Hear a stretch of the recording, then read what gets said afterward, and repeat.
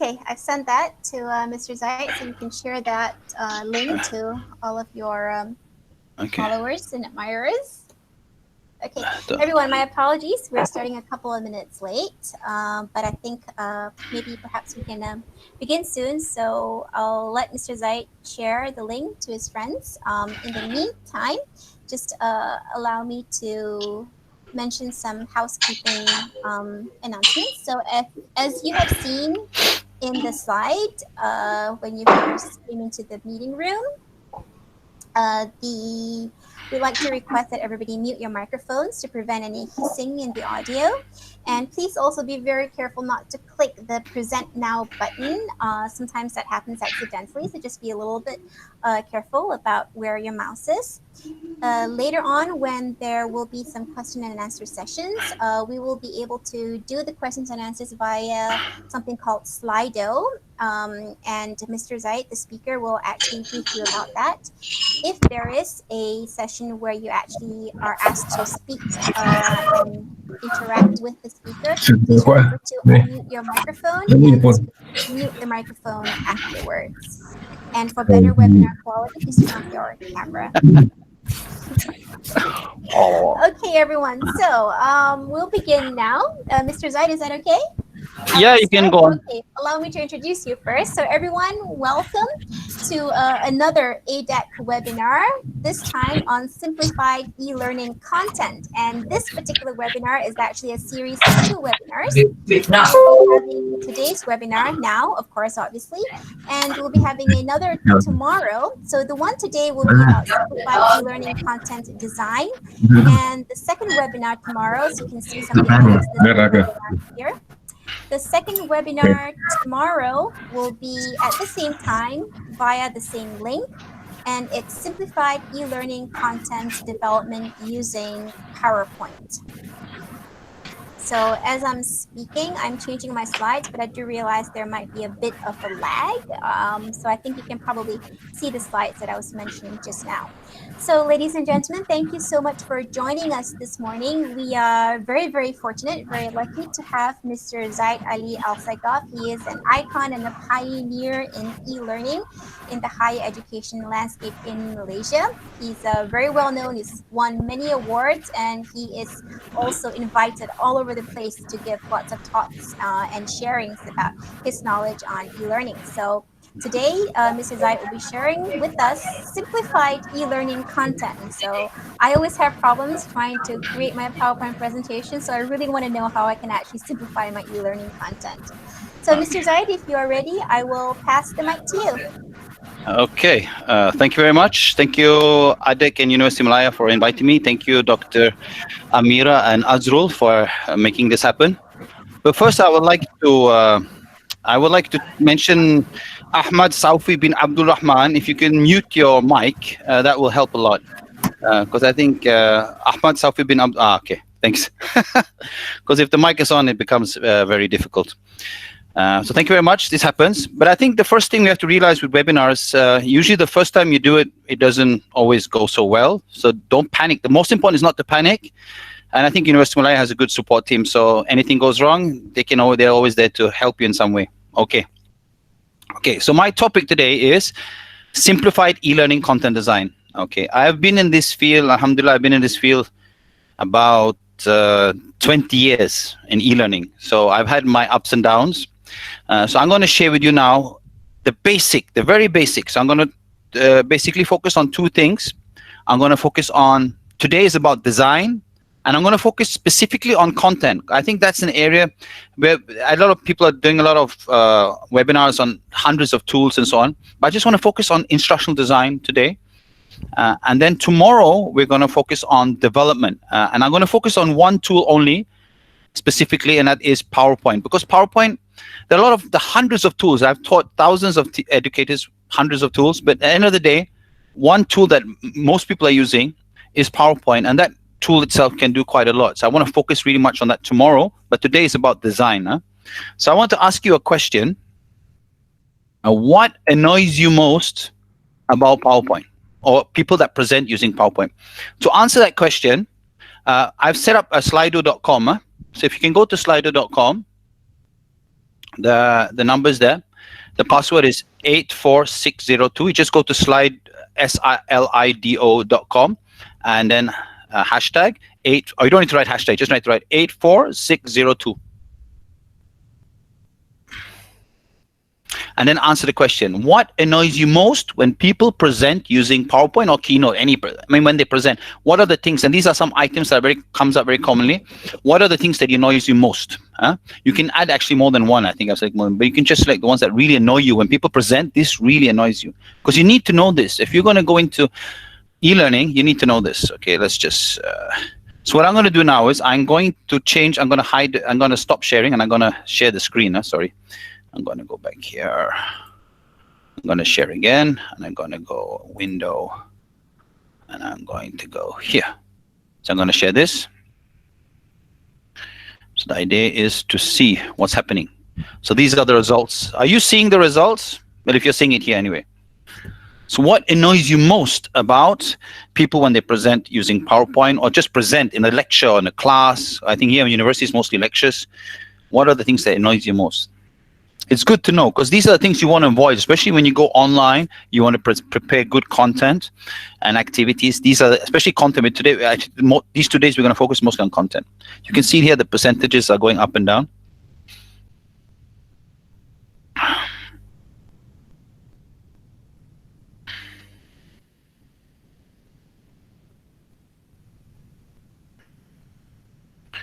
Okay. So as you see, full sentence instead of bullet points, okay? And this is a very common, I've been a judge for quite a few conferences, and this is a common mistake, especially when you present research papers, is that you show paragraphs and so on. Okay, the speaker read the slides to us. I think this is, if you ask students, and I've asked other places, this is the one that comes up most. The speaker read the slides to us. I mean, if you're gonna quote from the slides, it's okay, but if you're gonna actually just read out the slides, what's the point, right? And another one is, of course, the text so small I couldn't read it. This is not so important for online learning, because as long as the text is visible in a mobile phone, it's okay. But especially when you present in big conferences, your text needs to be bigger, so it allows everyone in the conference hall to see it. Overly complex diagrams. Yeah, how can we, especially if you're doing your PhD and so on, probably sometimes your diagram becomes so complex, it might impress your supervisor, but maybe not is understandable to the rest of the world. Your color choice is very important. The flow ideas is very important, and no clear purpose. Okay, so this thing is not so important. There's no clear purpose. Is the least. I mean, of the items here. If you ask corporate, the purpose will be very high. It'll be probably the second highest. Okay, so we got 35 respondents. I'm going to go back to my slides again. I'm going to actually take a print screen. So we can see here, so we can get back to the slides. So this is of the respondents that participated, or 36. Okay, let's go back here. Okay, let's do presenter full mode. I just want to get a screenshot. I'll put it in the slides. Okay, we got 36 respondents. I'll take the print screen. I'm going to unshare now. Sorry, I'm going to stop sharing again. And I'm going to go back to presenting my slides. Where's my slides? Hey. Oh. Wait, sorry. And please use the chat box. I'll make the Slido available for questions there. For people that cannot access the chat in the presentation, can actually ask me questions through Slido. I'll make that available soon. But let me just get the, I need to share. Okay, sorry. There. Okay, I'm going to share. You should be seeing my slides in less than 3 seconds. So this is, let me just add the slides. So this is what we got. Okay. So this is what we got. Okay. Before I move on, I just want to ask you, what do you think about the results until now in the forum? What do you think about the results? Okay, so Prof. Karim is here. He said, welcome, Prof. Karim. Thank you for coming so early. I didn't expect you to come from the beginning. Jerry Chong is here. Thank you for sharing with him. So if you notice, just look at the results. This is the results from today. We had 36 that actually participated in the poll. The number one thing is the speaker, like what I'm doing now, the speaker read the slides to us. So if you do this in classroom, you're going to make a fool of yourself only in the classroom. But if you do this online, it's not going to help the students, because students can, I think should be not 100% can read. So if you're just going to read the slides, don't add audio to your slides. You might as well just give them as a PDF file or as a Word PowerPoint file. If you're going to add more, you're going to enhance it, you're going to explain it more details, you're going to simplify it, then you use audio narration. I think that's very important to know when to use audio narration. And other ones are full censored. So what I'm going to do now, this is what we found in this group. Let's just look at some other research. I asked this question a few weeks back I have a learning innovation circle, which has about 2,000 plus, but not many people participate. I think about 57 actually participate, or 56 here, 53 plus 3 is 36. And the same thing, see, the same thing they got. The speaker read the slides to us, then full censored. It's quite similar to what we found here. You can see it, quite similar, right? The first two are the same, okay? The first three are the same, and then overly complaint points. It's basically the same. I asked it in 2018. I asked the Learning Innovation Circle in 2018 in November, and we got at least the first two the same. The speaker read the slide to us and full sentences instead of bullet points. So these two things we really need to keep away from if you're going to make our e-learning content impactful and also not annoy people. And when you ask the corporate, I asked the corporate network, you can see here, and they had the same. Everyone is the same, the speaker, but they had no clear purpose, because when you're doing corporate, it's all about ROI and so on. They do not want to see a presentation that has no purpose. So if you're an academic and you're presenting to the corporate world, make sure you have a purpose. That purpose comes out in your presentation. Okay, these questions or these options I got from a survey done in 2013 and before, and you can see here the answers is, again, the speaker read the slides to us, 72% doesn't like it. Text so small, can read it, full sense. So instead it comes up again and again. It's the same couple of top 3 things that is so important. Okay, so when you're presenting, please keep this away. Do not speak to the whiteboard or do not speak to the slides. Or, I mean, just read out the slides. Very important. Okay. Okay. So are we okay so far? Okay, I can see that actually 85 people in the chat also. Wow. Okay, I don't know how many outside. So are we good so far, or so far good? Okay, great, Zaid. Okay, I didn't ask you. Just kidding. Oh, that hurt. No, just kidding. Okay, so Prof. Karmi said, if the audience is highly motivated, they will still read the slide full of text, but in general, less text, please. Yeah, of course, this is very important. There's something called design, and there's something what student wants. From my experience of helping people design content for nearly 20 years, is students always want slides with as much content as possible, because that allows them not to go elsewhere. So they want to get everything in the slides as much as possible. That's what they want. But in terms of simplifying, in terms of instructional design, in terms of students understanding, in terms of aha moments, and especially if you're going to present not just to students, you're going to present out there, you have to simplify and zoom into what's important in your slides.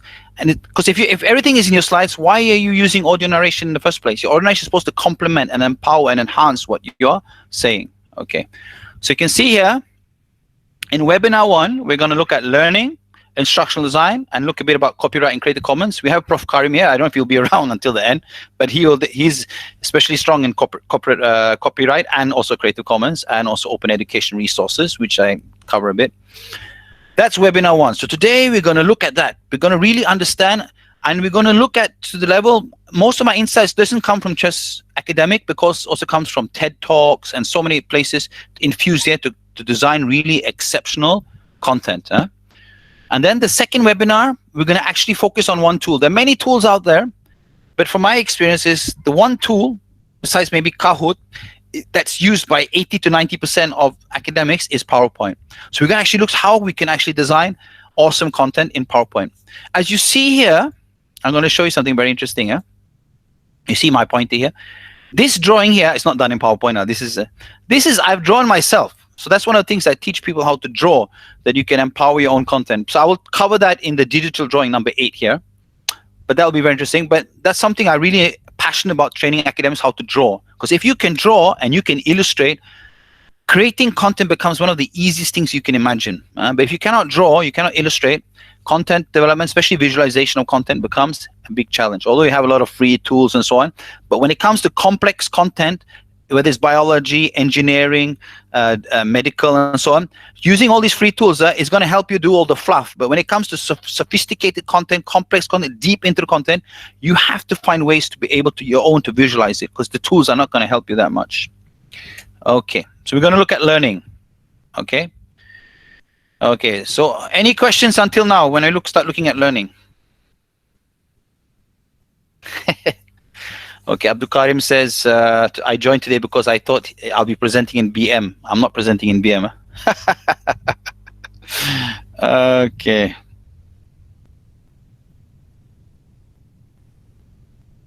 Sorry, there's actually a lot of people WhatsApping me. The URL was a bit messed up in the beginning. Jerry Chong said, on that note, what I'm having a live class, use a separate presentation slide for lecture, mainly for zooming into focus group, while the students have the PowerPoint slide with the full content. Is that advisable? Or should it always be the same version for both? Jerry Chong, yeah, it's a good point. Actually, some people, what they do is they have the presentation slides, and then they have something called reading slides, okay? What you can do is, if you want to have both in one, if you don't share the PDF file, if you just share the PowerPoint, we're talking about PowerPoint today, but I'm just answering your question in case you don't come tomorrow, is that you have something called in PowerPoint add notes, right? Let me just show you. I can show you now. What's that? You see here, you have here, click add notes. You can actually add all the additional content here.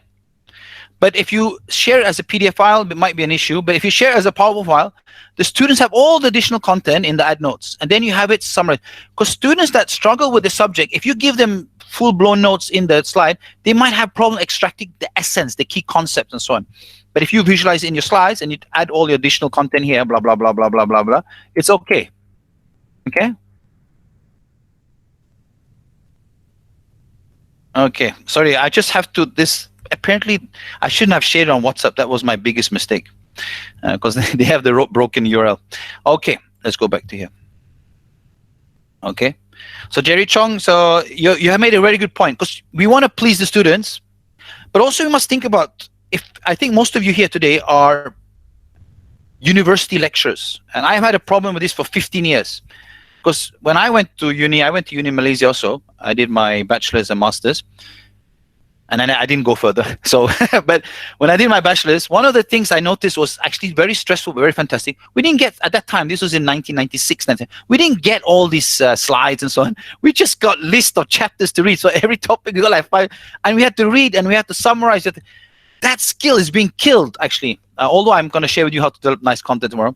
But that process is actually being ruined in this current generation of students, because they're so used to being spoon-fed, and they just cannot. I mean, if beyond Google, they cannot find content. But I remember last time what we used to do, and I think many of you did also, is that you just got a list of chapters. Like one topic, you had 5 chapters, and you have to read it. You have to make your own notes, and then you listen to the lecture, you create on that. Actually, that process, the process of, that's one of the things I teach, is creating your own notes. That part of the brain development is so important, because that ability to take notes is so central when the students graduate. That's one of the most important skill, is the ability to curate your own information, summarize it, and synthesize it. But that skill is less and less being nurtured in students, because students are being basically spoon-fed with a full-blown PowerPoint, full-blown concept. We're helping the students for the exam, but we're not helping the students for life and for work and so on. I think this is one of the challenges as an academic you have, because you need to worry about performance evaluation, and you need to worry about pleasing the students, and all put together. Sometimes you do what's right for the exam, but you're not necessarily doing what's right for the student in the future. I think these are some of the really challenging things that we need to think about. Okay, going back to that. So now we're going to talk about learning. So I think people have seen this. We have worse memory than goldfish and so on, 8 seconds. I'm not so much into that. But what is happening today, which is very important, is we're moving from a culture of deep attention to hyper attention. And these are some of the issues that we need to deal with. The students' attention today, attention span, is probably even our attention span, because we're using social media, we're getting instant gratification through games. Even when you want to watch a movie or a series, I used to watch Dallas Dynasty, and so on. We had to wait a week for another episode. Now they watch the whole series over one night or over 2 days. You know, they can get what they want whenever they want. So this is is they're lucky in that sense. But when they learn, if they're not interested in what you teach, they don't pay attention. If they don't pay attention, it's going to impact the effectiveness of the learning. And that's one of the things I'm going to focus on today is you need to gain the students' attention. Okay. So there's something called the 10-minute rule. Okay. And I want to ask you now, while we're here, how many of you heard about the 10-minute rule?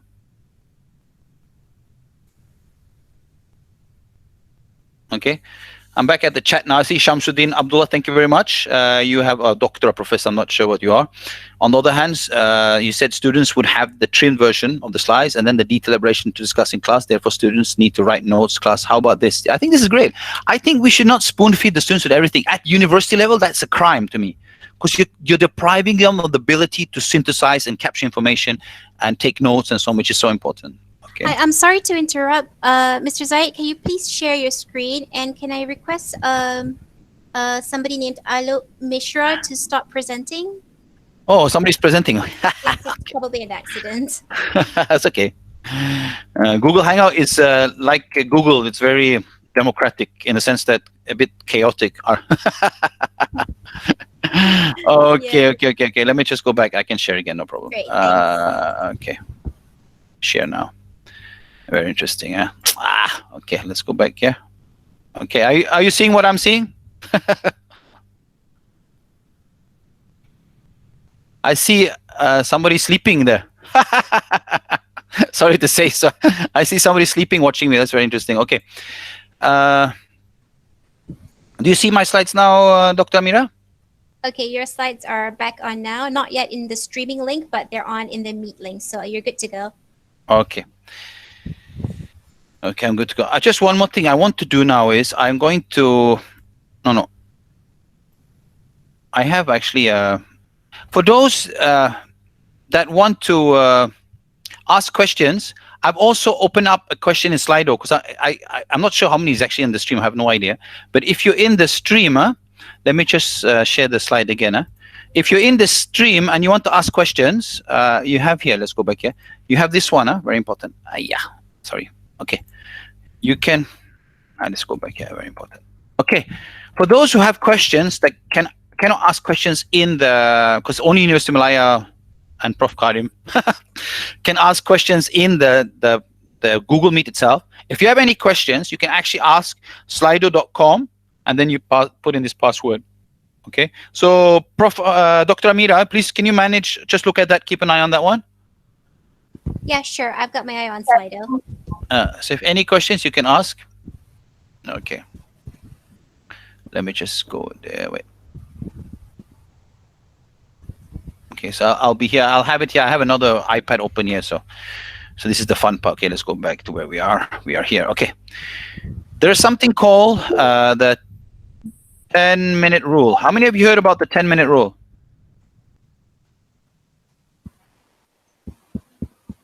Okay. Anybody knows anything about the 10-minute rule? No. No. Okay, Dr. Amir. You have attended my workshop before. I always cover the 10-minute rule in all my workshops. Okay. Okay. So John Medina, I've covered this slide. I've improved it. I've done this slide for at least 15 years. I think, no, not 50. I mean, nearly 10 years, at least 10 years.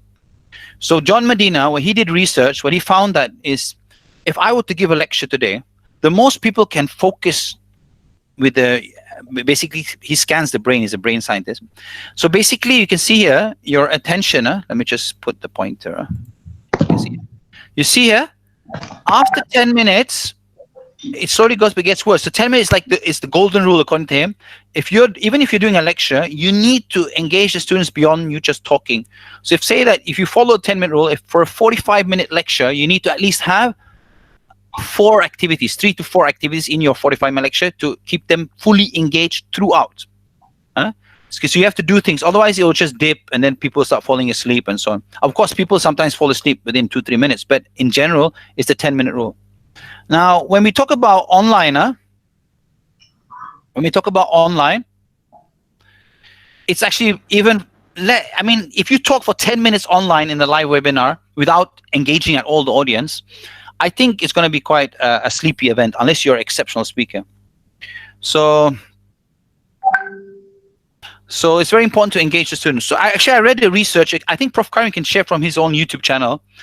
The threshold, especially if you have videos, the threshold where people actually switch off is 4 minutes, 3 to 4 minutes. They did a heavy study on massive open online courses, and they found that people would start switching off the video if you're talking for 4 minutes, and anything more than that, people already start switching off. So that's the threshold.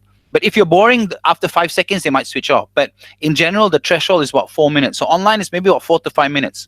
That's why we'll talk about later micro learning and so on. Keep your videos very short. You don't have to keep it 40 minutes, 30 minutes. It lets you break up, chunk it up, and so on. Okay.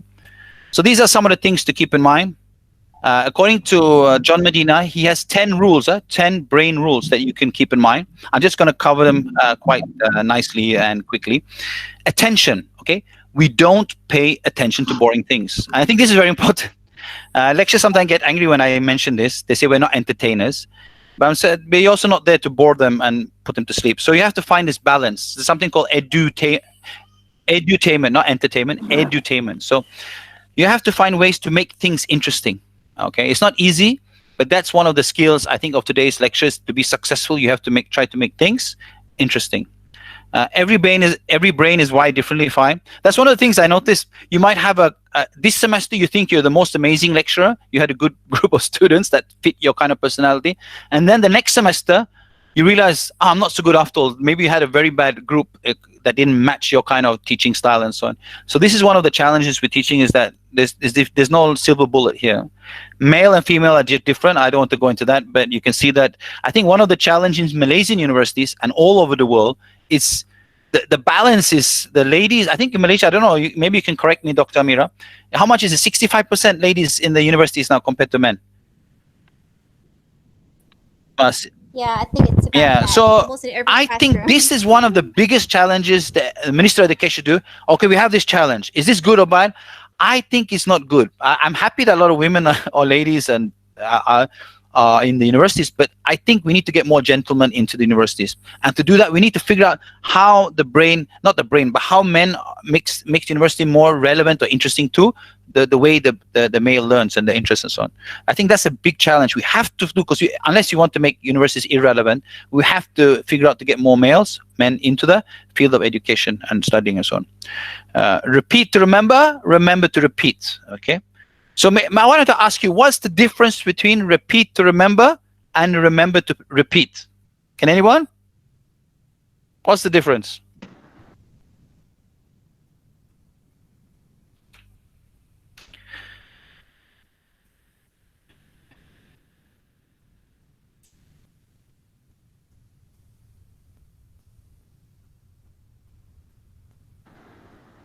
Okay, let's see the chat. I'm moving. Okay. Okay, Jerry Chong says repetition is key. Okay, but repeat to remember, remember to repeat. Why am I mentioning it in both angles? Okay.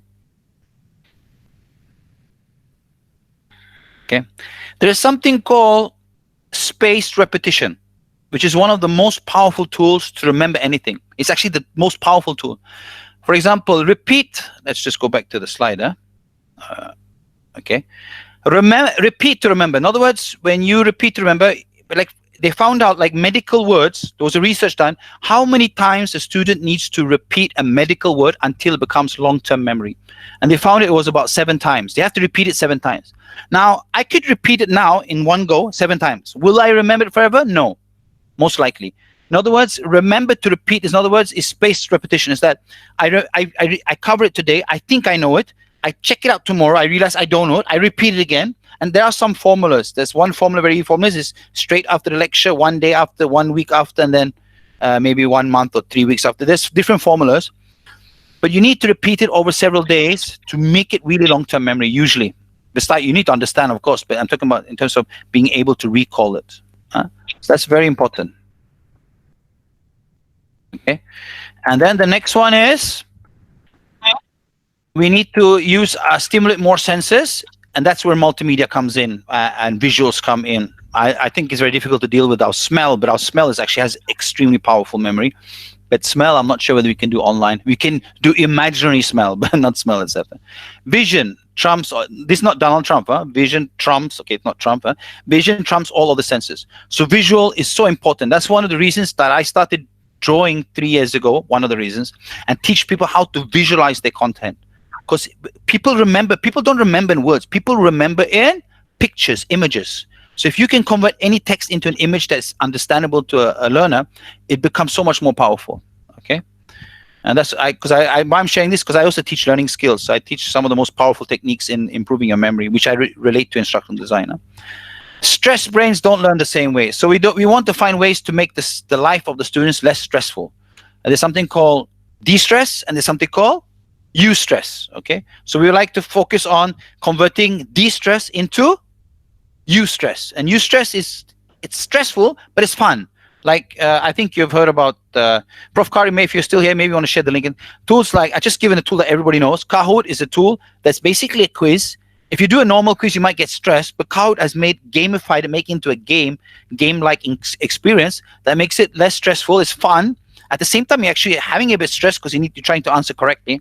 So that is eustress, like jumping off like bungee jumping. Like you want to try some. It's stressful, but at the same time, it's not suck it. You don't feel like vomiting or anything. You're having fun with it. But de-stress is like when you sit for an exam and so on, can be very stressful. Okay, we need to sleep more. Okay, that one I don't. The exercise is actually one of the things I always teach students is the most powerful, easiest tool to improve your memory. And students need good memory in universities, definitely, right? Is to exercise. There's no other tool that's more powerful to improve your memory and your focus than exercise.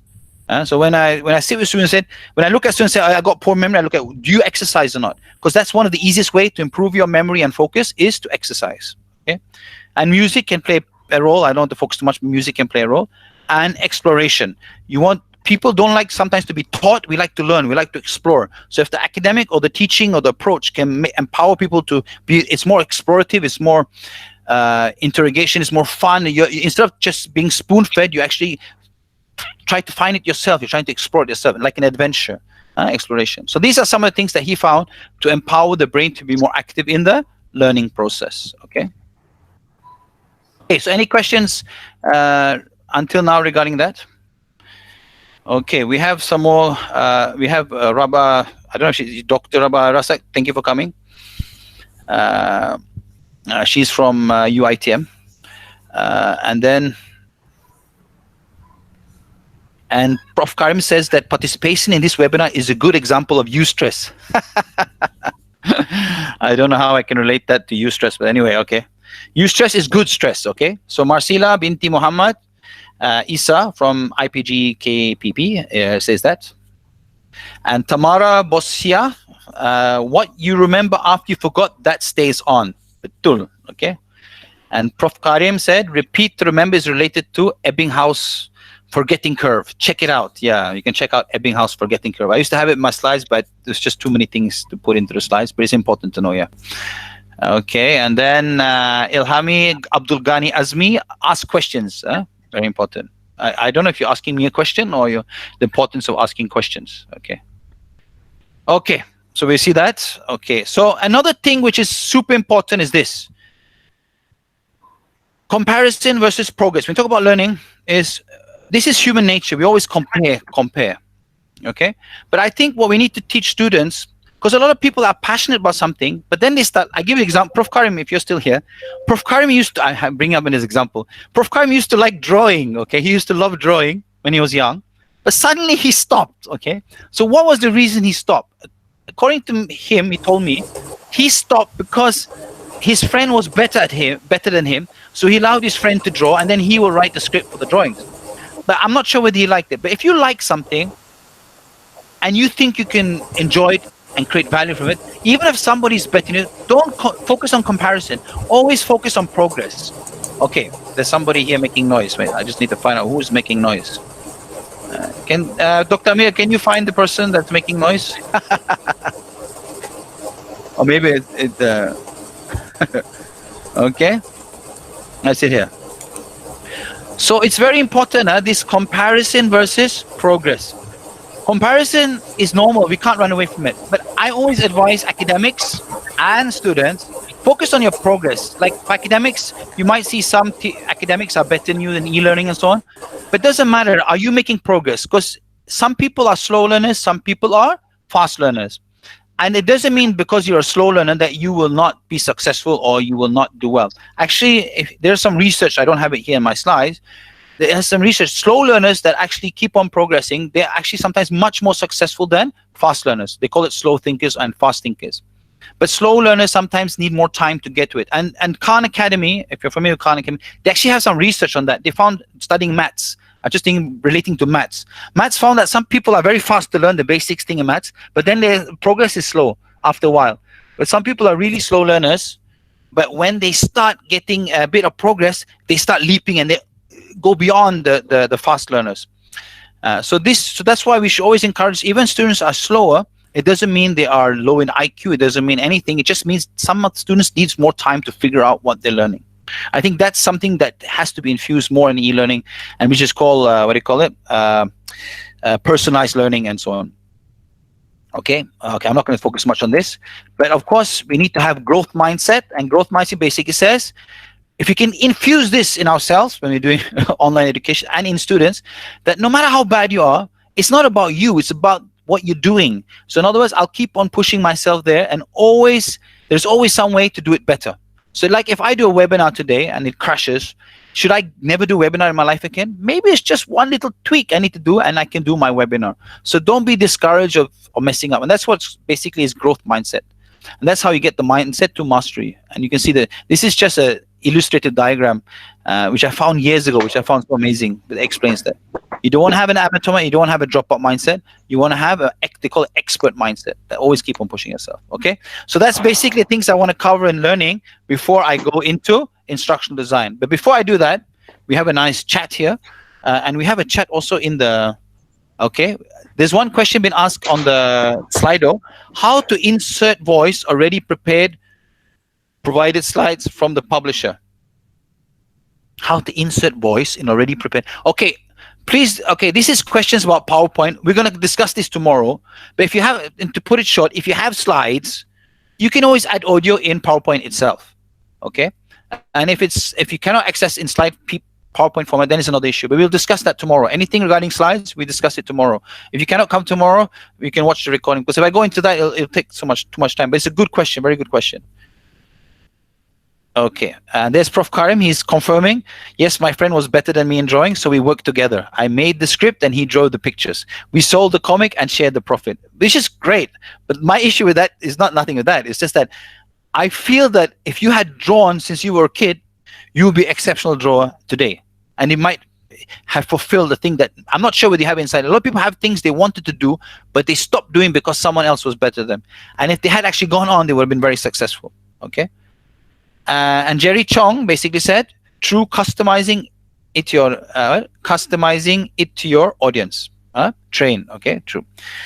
And then Prof. Karim says, "I still love graphics." Yes, Prof. Karim is an exceptional visualizer, designing slides and presentations and visuals, taking pictures. He's an exceptional photographer. But my challenge to you is that I want to see you visualize from the scratch. If you can do that, and I think you can do that, that will empower you to go beyond what you're doing today, much more. You can do things so unique that people will say, this is Prof. Karim. Okay, so he said he'll take up the challenge. It's great. So any more questions before I move on to instructional design? Any more questions or not? Okay, Marcila said, learning at one time may only connect to a few learning traits, not all at a time. Okay, learning at one time may only connect to a few learning traits, not all at the time. Okay. Okay, how to tackle this one. But anyway, I think what is also important from a learning point of view, and also from a teacher point of view when you're creating content, is that you need to figure out when you work best to design. I work best in ideas. I like to wake up very early, 3, 4 o'clock in the morning. 3 or 4 o'clock, my brain is like in amazing mode, and no, everybody's sleeping, so my brain can really function well. So some people maybe like to work at middle of the night. Like Dr. Amira send me a WhatsApp 2 o'clock at night. Dr. Amira, why? No, regarding this webinar. So I was like, what? I wake up 3 o'clock in the morning. But anyway, and she goes to sleep probably 2 o'clock, 3 o'clock in the morning. The two different worlds. Okay. So learning at one time may only connect to a few learning traits. No. Okay, so I'm okay. Marcela basically said, I'm not sure how to interpret that, but you can read her statement. Learning at what time may only connect to a few learning traits, not all at a time, because it can be taxing to the educator. Okay. Okay, so we're going to look at instructional design, and one of the things I want to share with you is let me just take away this. When you are doing presentations using a webinar and you're showing a PowerPoint, one of the things you can do is later for the Q&A is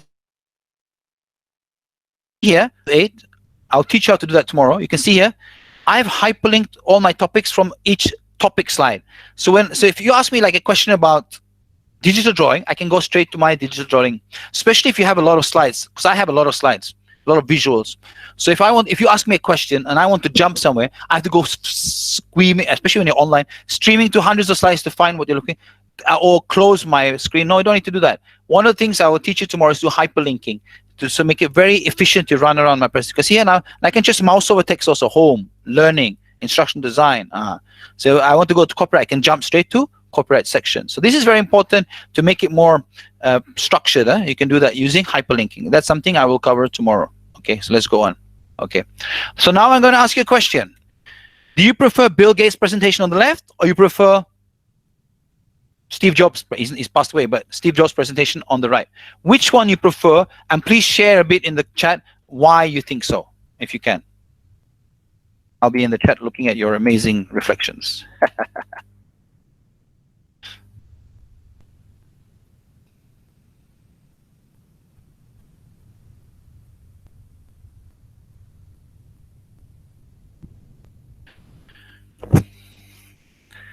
Okay, one Ahmad Hafiz said, any exam regarding Bill Gates and Steve Jobs presentation, if there is an exam, I prefer Bill Gates. Okay, more detail. Okay.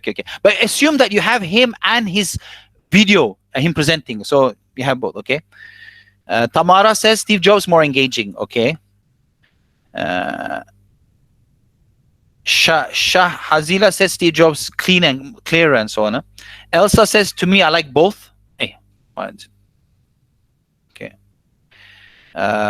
Sorry, my chat just disappeared on me. Okay, because we have 101 in this group here, so it's quite active. That's good. Where are we now? Rosna basically says depend on the context. For now, Steve Jobs, maybe it's more colorful. Okay, there's no right and wrong here, by the way. This is your own opinion. Okay, this is very important. Shams Amir Shamsul Bahar, basically doctor or prof, I'm not sure, but Steve Jobs, he likes Steve Jobs because he tells a story. Okay, Bill Gates, okay. Steve Jobs has the content description, more description. Okay. Simon Alexander says if Jobs presented well, then he is more effective. Gates is too cluttered. Okay, interesting. Thank you very much, Simon.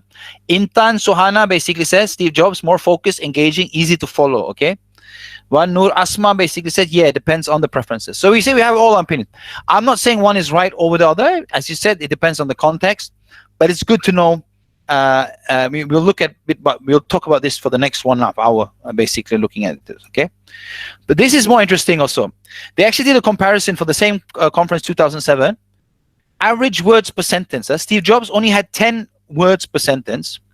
Bill Gates has 21.6 words per sentence. He has longer sentences. The difficulty level of the words, less jargon and so on.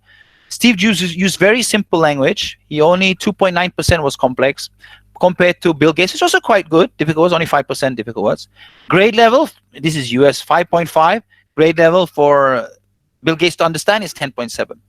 And from this, I think it's very important to keep, this is very challenging, especially as you become the higher professor that speaks in a language that is so exceptional, so impressive, but maybe not so many people understand, is you need to cut down the complexity of the words. You simplify as much as possible, use simple language. And if you can do that, that will empower you to do better teaching and also better e-learning content. I think it's very important to simplify. You can have complex terms, but you have to find ways to simplify that complexity.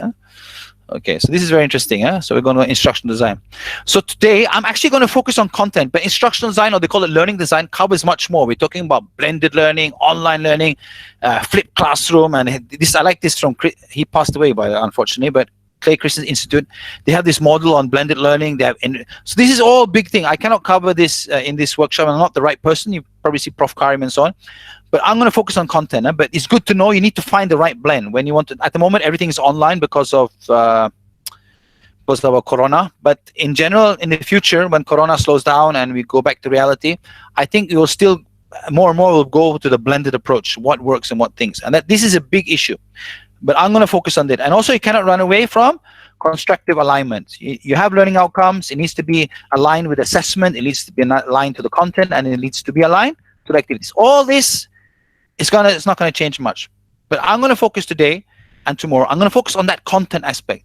You want to present your content. You want to inspire people. You want to engage people. You want to create content that actually creates those aha moments. I understand. You simplified.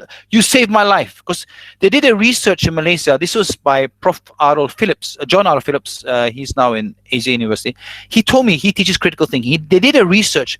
And the two, at that time, this is about 15 years ago or something, the two most important things that students in Malaysia look for a teacher is two things only. Two things. If you can do that, you are a successful teacher. One is make me understand. In other words, simplify things so I understand. The second thing is care for me. Those are the two most things. You care for your student and you help them to understand something. You are a really successful teacher according to the research that was done. I think it's not much different now. You care for me. I think that's very important in Malaysia. I think maybe in Norway, they don't give a hoops if they care for you. But in Malaysia, you must care for your students. So important. And the second is, or maybe the most important is to make them understand, of course. Those two things only. Okay. Instructional design compared to learning design focus more, if you talk about terminologies, focusing on the content, the process of creating learning content. Okay.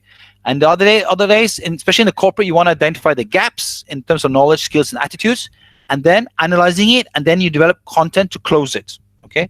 And the third one is help you with the strategy of meaningful, simplified, and effective learning content. So today we're going to focus on the content. And I'm going to introduce to you something called action mapping. So before I introduce you to action mapping, I want to ask you in the chat, how many, you can say yes or no, how many of you have heard about action mapping?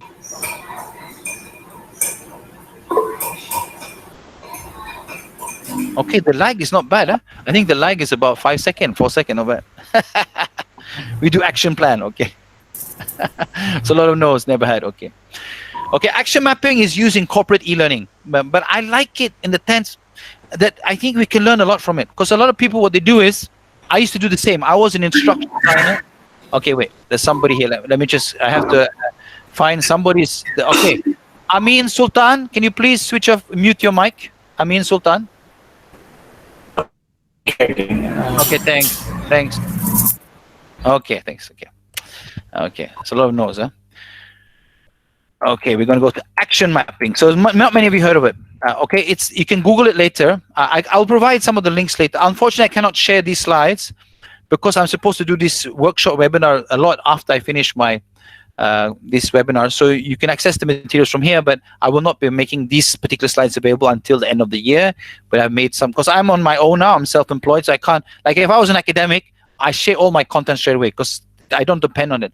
But now as a self-employed, I actually depend on my content quite a lot, because and a lot of people like to use my content even commercially in the corporate sector. Okay, so action mapping, what is that?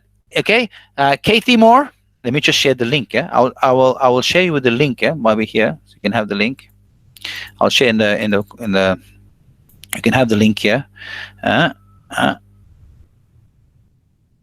I'll just share the link here. You can, if you want, if I'm so boring, you can watch the video. Okay. Okay. So basic action mapping was designed by Katie Moore. I can't remember what year, 2000 something, 4. So they have kind of reversed approach. I think academics do that, right? But they have reversed approach. So what they do is, the first thing they do is identify the business goal. Okay. We don't have a business goal in higher education. We have a learning outcome, or you want to call it learning goal or learning objective, okay, but just say learning outcome. So this is the same. We identify the outcome. Now, the second step, what they do is, They identify what people need to do to reach that goal. So it's here's skill based, but it can also be knowledge based, but we focus on skills because we need to teach a lot of skills also in higher education. So okay, now we identify the skills. This is still the same. And then we design the activities that help the people prepare and practice each paper. So after they have identified what the students need to do, which I think is standard academic, they start designing the activities. In other words, they don't even look at the content first, except for designing. They design the activities first. And then number 4, they identify the minimum information or the minimum content people need to complete each activity. And now what I like about that is a lot of people say we cannot offer the course, we cannot offer the subject because we're always building the materials, right? This approach looks differently. First, you need to identify learning outcome, which you do. You identify what needs to be done and activities needed, and then you build activities. And today, the reason it's very good today is because much of the content that you teach is already out there. But what you need to do is design awesome activities that really empower deep learning and deep developing the skills and active behavior. And of course, incorporate is even deeper, because sometimes they discover when they do this process, they realize they don't need any content at all, because the problem is nothing to do with the people in the corporate company. They already know what to do. They know all this. The reason they're not doing is nothing to do with courses or learning. It's something to do with attitude. So they actually need to sit down with the corporate staff and figure out, why are you not doing what you already know? So that's one of the things from the corporate sector that action map becomes so powerful. So sometimes you don't need to develop a course at all. You just need to figure out why the person is not doing what he's supposed to do. But I think in academic world, we can also apply it, because we focus too much on developing good content and spend sometimes too little time on designing exceptional learning activities that will empower you to achieve the learning outcome. So I would recommend, before even thinking about learning content, design the activities. Spend a lot of time designing the activities for the learning to take place, and then you start thinking about the content. Because today content is so widely available, and we don't, we are at university level, we don't need to spoon feed the students. We can give them, instead of for one topic, just giving them a PowerPoint slide, we can give them few links, read this on your own, and you make sense of it, and you come back to tell us what it is, instead of giving them everything. But we design those activities that will empower them to achieve the learning outcome and become exceptional in their own profession later as they go on. Okay, so before I move on, so what do you think about action mapping until now? And do you actually see it as relevant to you, or you know about this already and you do it already? You don't design content first, you design the activities first, and so on. So maybe you can share that in the forum before we move on.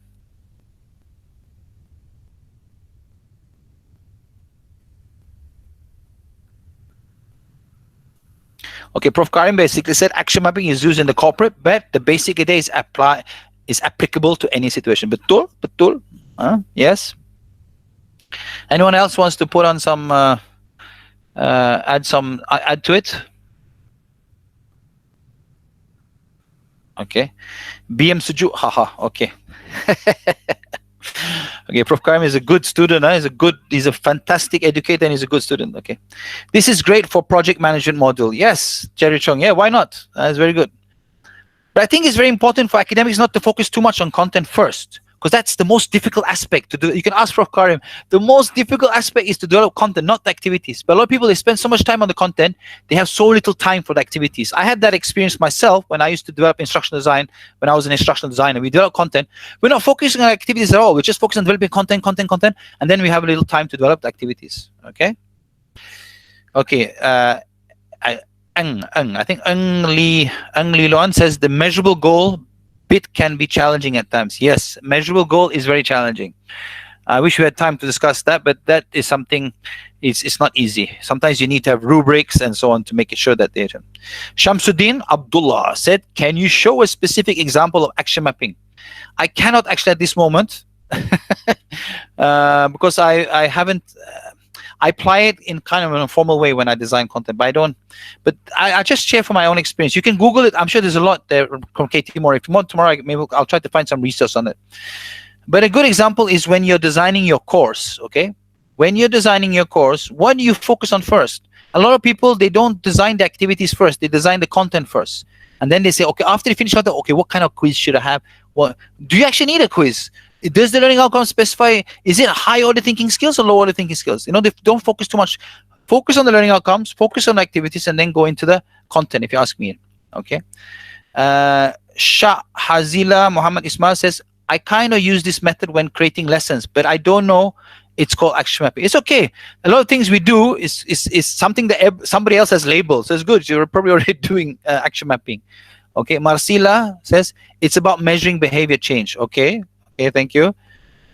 Train Young. I don't know if that's a name. Train by Young. Okay. Young. Action mapping, like planning a course of action. Yes. Okay. It's usually action mapping is very good for skill-based course. I'm not sure how good it is for knowledge-based courses. Okay.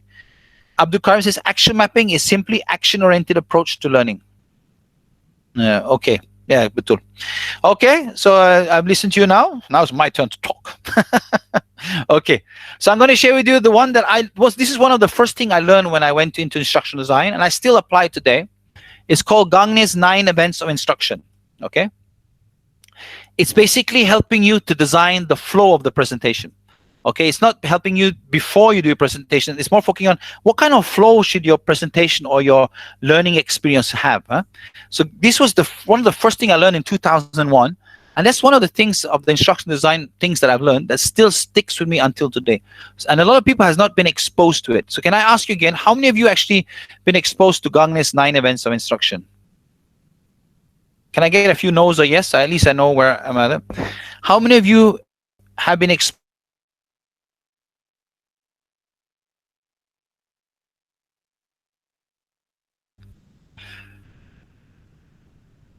No. Yes. Okay. Jai, of course. Daishi Mawani, welcome. And Dr. Jai. Okay. No. Yes. There's more no's. I wish I had I cannot do more polling. I should have used Auto, but this is one of the things I find Google Meet lacking is they don't have a simple poll tool. I used to have a lot of polls in my webinars. Huh? Okay, so we are going to look at this. Okay, it's good. It's a lot of no's and some yeses. Okay, but this tool is a very simple tool to help you to design your lecture. It's so basic to design your lecture, to design. Let me just take a glass. To design your tutorial. Even when you give a presentation, you're presenting in a conference, or you're giving a TED talk, Gangnam's 9 can help you. I'm not saying it's the complete model, but those 9 elements you'll find in most presentation needs to be there. Okay, so we made fun of not made fun of, but Bill Gates. Actually, people that don't know Bill Gates Bill Gates after Steve Jobs see him as a fantastic presenter because he did something after that presentation. I can't remember what year was it. I'm not sure what year it was. He gave another TED talk. Okay, and what he did in that TED talk, he let out some mosquitoes and he said it was malaria, and that shocked the people. So he basically said there is no reason only poor people should get malaria, and people in the crowd were shocked. Hey, are you letting go on malaria on us? Actually, it's just normal mosquitoes. But that moment, which is something called an attention grabber or a star moment, is something that we as academics need to infuse more. I'm not saying you're not doing it, maybe you're doing it, but it's to gain the students' attention at the beginning of a learning session to drive the rest of the motivation, hopefully throughout the full lecture or the full online model and so on. And this is, so after this special moment, Bill Gates became actually well known. So people that don't know Steve Jobs, the new generation see Bill Gates as something amazing presenter, but that magical moment, that was his magical moment, something called the star moment. Okay, there's no audio here, so but you know what I do? I can share with you the video. Let me just share with you the video now, so you can watch me. You can watch it. It's just an extraction, so you can. Let me just put it in the chat. You can have it here. Okay, it's there. I took the chat there. It's a short version of it, just that moment that he has there. Okay. So there's something called the star moment. This is by Nancy. This is my own drawings, by the way. So if you're wondering where I get these graphics from, is actually I draw myself, and I'll show tomorrow how I draw. I have a small session I just want to introduce you to digital drawing. This is Nancy Duarte. She's a fantastic guru. We have one in USM also. Prof. Karim can. Aisha Saad. She's also one of those. I think she's now the top guru in Malaysia for academic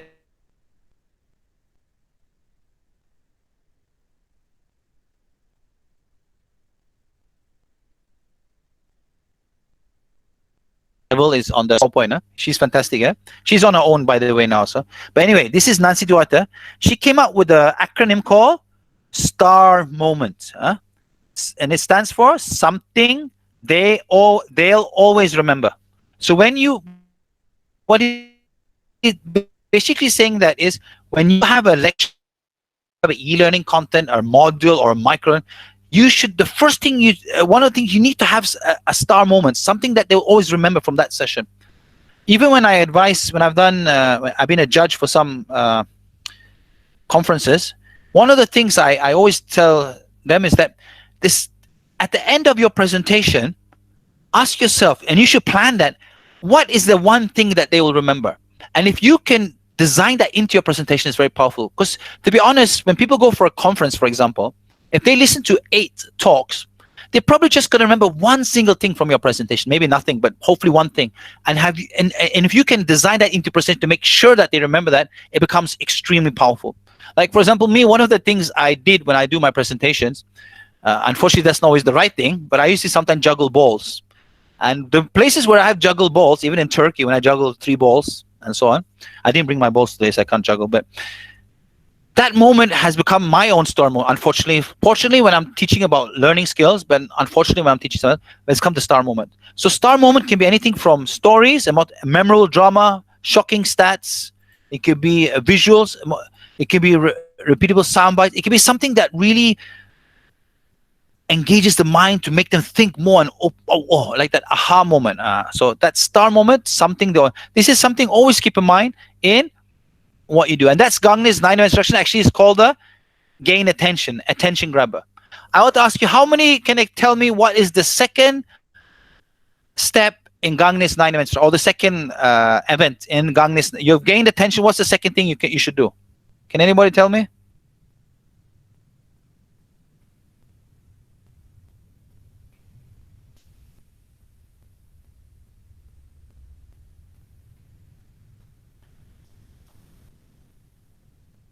Okay, Simon Alexander say welcome, greetings. Okay, hello. Engage them. Okay, yeah, Irena Young, you're already engaging them through the attention grabber. Of course, you should engage them throughout, but the objectives. Okay, Jerry Chong says objectives. Inform objective. Okay, this is called, according to Gangnam's 9 events instruction, is to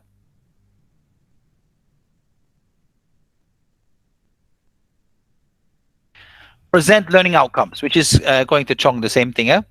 So the first thing is, some academics I've seen with my own eyes, and I've maybe done the mistake before, is when you go to class or even in your online content, before gaining the students' attention with something exciting about what you're going to teach or want to share, you're just presenting learning outcomes. Or to this today, or this module, or this lecture, or this topic we're going to, after this topic has been completed, you'll be able to blah, blah, blah, blah, blah, blah, blah. So the students are not following it. I can tell you myself, when I studied in Malaysia, I did my bachelor's and master's without I never looked at a learning outcome. Never. It didn't even draw my attention. I still could do well without it. But if I had actually studied learning outcomes, I would have been more specific and focused. It didn't gain my attention. Okay. So it's very important you want to gain the students' attention before we go to learning outcomes. And then the third one is to stimulate recall of prior learning. If you can stimulate recall of prior learning, it's very powerful. I will go more depth in this each one. I'm just going to cover them. And then to present new content. Now to present new content. And then is to provide guidance, present in different ways. And then is to provide learning activities. Now, keep in mind, learning activities can be applied throughout. It's not something you have to start at step 6, but it's just reminding you that you need to provide learning activities. Okay. And then provide feedback. If you have learning activities, you have to have feedbacks. And online education for low order thinking skills like quizzes and so on, you can give them tons of feedback, non-stop. The more difficult part is the open-ended question, which we will look at a bit, but that's something that Prof. Karim, or you had that Prof. Fauzia from and so on, that discovered we can look at. And then number 8 is to assess learning. And then the final one is, after you assess learning, enhance retention and transfer. You should conclude, recap, and then bring it to the next level. Empower them to explore new content related to the subject matter or the topic to make them more interesting. Okay, so this is a summary, but I'm going to go through each one now. The next 30 minutes, I'm actually going to go through each one: how to gain attention, how to present learning compound, and so on. Okay, so before we go together, any questions?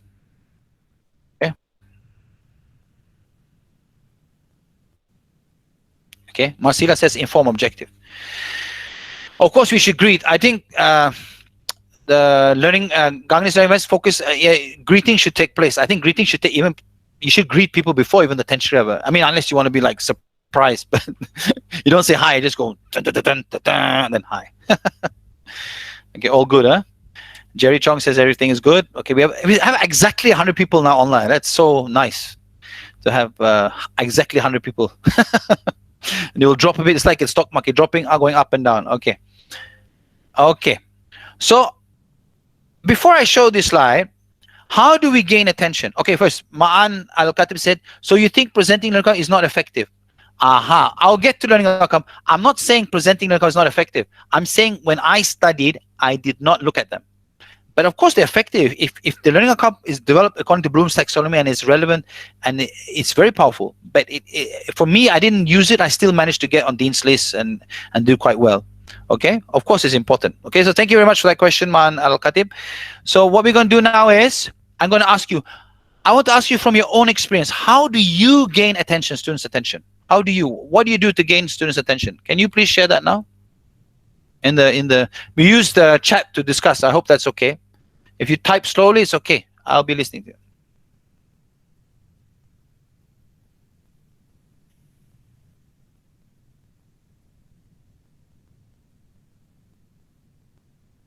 Okay. Okay, Emiliana says call name. Asking them questions. Okay, now we go, oh my God, okay, now I cannot keep track. Because if I miss your name, I'm sorry, because people are asking. Okay, I'll just go. Raju says start with stories. Okay. Elsa Hanifa says like to use pantum. I have to Google what is pantum. Pantun. Powtoon. You talk about Powtoon or the tool. Yeah, great videos. Okay. Asma likes to talk. They like to talk, so you ask them to talk. Okay. Jai, smile and eye contact. Yeah. Okay, so Jai, that's nice. But how do you smile if you have like 300 students, 400 students in front of you? I remember I used to have that. How do you manage to? Do you have a strategy to smile on everyone? It's an interesting challenge. But if you have a few students, it's very good just to smile and eye contact. Okay. Razak, ask them questions. Okay, good. Shazila, tell stories, tell jokes. Okay. Regarding jokes, I remember I was at UKM. I was at UKM. There was one lecturer who told me this about jokes. He told me that he always tells jokes at the beginning of the class, and the students laugh, ha ha ha. But he said he has one problem. When the students sit for the exam, many of them remember his jokes but don't remember the subject. So in other words, when you tell jokes, it's okay. Make sure it doesn't enhance it. It becomes so funny that you forget the rest. Okay, but jokes is good, but you have to be careful on jokes in terms of Malaysia, in terms of cultural, racial. There's a lot of issues that you need to be. So jokes can be good, but you have to do a good, diligent homework to make sure your jokes don't offend people and so on. I think that there's so many things with jokes that is good and bad. But if you're good at it, it's great. But it can backfire sometimes. Intan uses relevant clinical stories. Okay, that's very good. Case studies. When I was at IMU, a lot of them start with case studies. Use case studies as a part of the learning process in the lectures and so on. Share their experiences. Okay, Elhamia Abdul Ghani share their experiences. Raju likes jokes. Okay, brain teases about topic. Okay, Mankala story, Jai story, current events, latest series. Noor Azian post questions, call time. Shamsuddin magic trick. Okay, you're a magician. That's great. Student imposed punishment when losing class competition. 10 push-ups straight away. Okay, great. Greet them first before they greet us. Okay, that's interesting. But we're interested to share how you greet if you have 300-400 students at one time, and that's not so much a problem now, except online. Okay, Haliza, put picture, tell them stories, games, shocking. So as you see here, I also, because there's so many interesting, you can read the comments. So you can see there's so many ways to share, and that's what I have in this slide. You can see here: question, stories, personal experience, quote, humor, demonstration. Not demonstrasi, they demonstrate. Definition, video clips, very popular. So tomorrow I'm going to focus on, in terms of presentation tools, I'm going to focus on PowerPoint. But there are a lot of tools you can use. You can use Google Presentation, you can use Keynote, you can Haiku Deck, Prezi. I don't know if many people is using Prezi, but still. Actually, I've been on my own. So in my office, I ran a co-working space office in Common Ground. I asked the young people there, the average age is 24. Most people there don't use all these tools. They use actually Canva. because they don't do much presentation. They don't prepare many presentation slides. They prepare mostly graphics for the Instagram, social media, and posters and so on. But that Canva for them was the tool for them to use. That's among the young generations. They're very much Canva. We are the PowerPoint generation.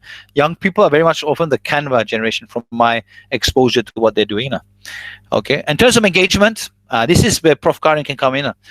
Actually, there's so many tools we can use. I'm using Slido because the Google Meet cannot do so many questions, so I can get ask questions to Slido in terms of polls and so on. You got Kahoot. Kahoot is from Norway, by the way, the same place as my mom. And then you have Padlet, Plickers. These tools I'm not going to go through, but what I'm trying to say to gain students' attention, to engage the students, there's a lot of tools out there, and they're quite easy to use. The first tool I ever used was this one. I did it at quite a few places. I think about 14 years ago, I used Poll Everywhere. Even when the first time I went to USM, you can ask Prof. Karim, we used to use a lot Poll Everywhere because one of the first tools out there. But then Mentimeter came out, which is a better version of Poll Everywhere. And now they have Slido.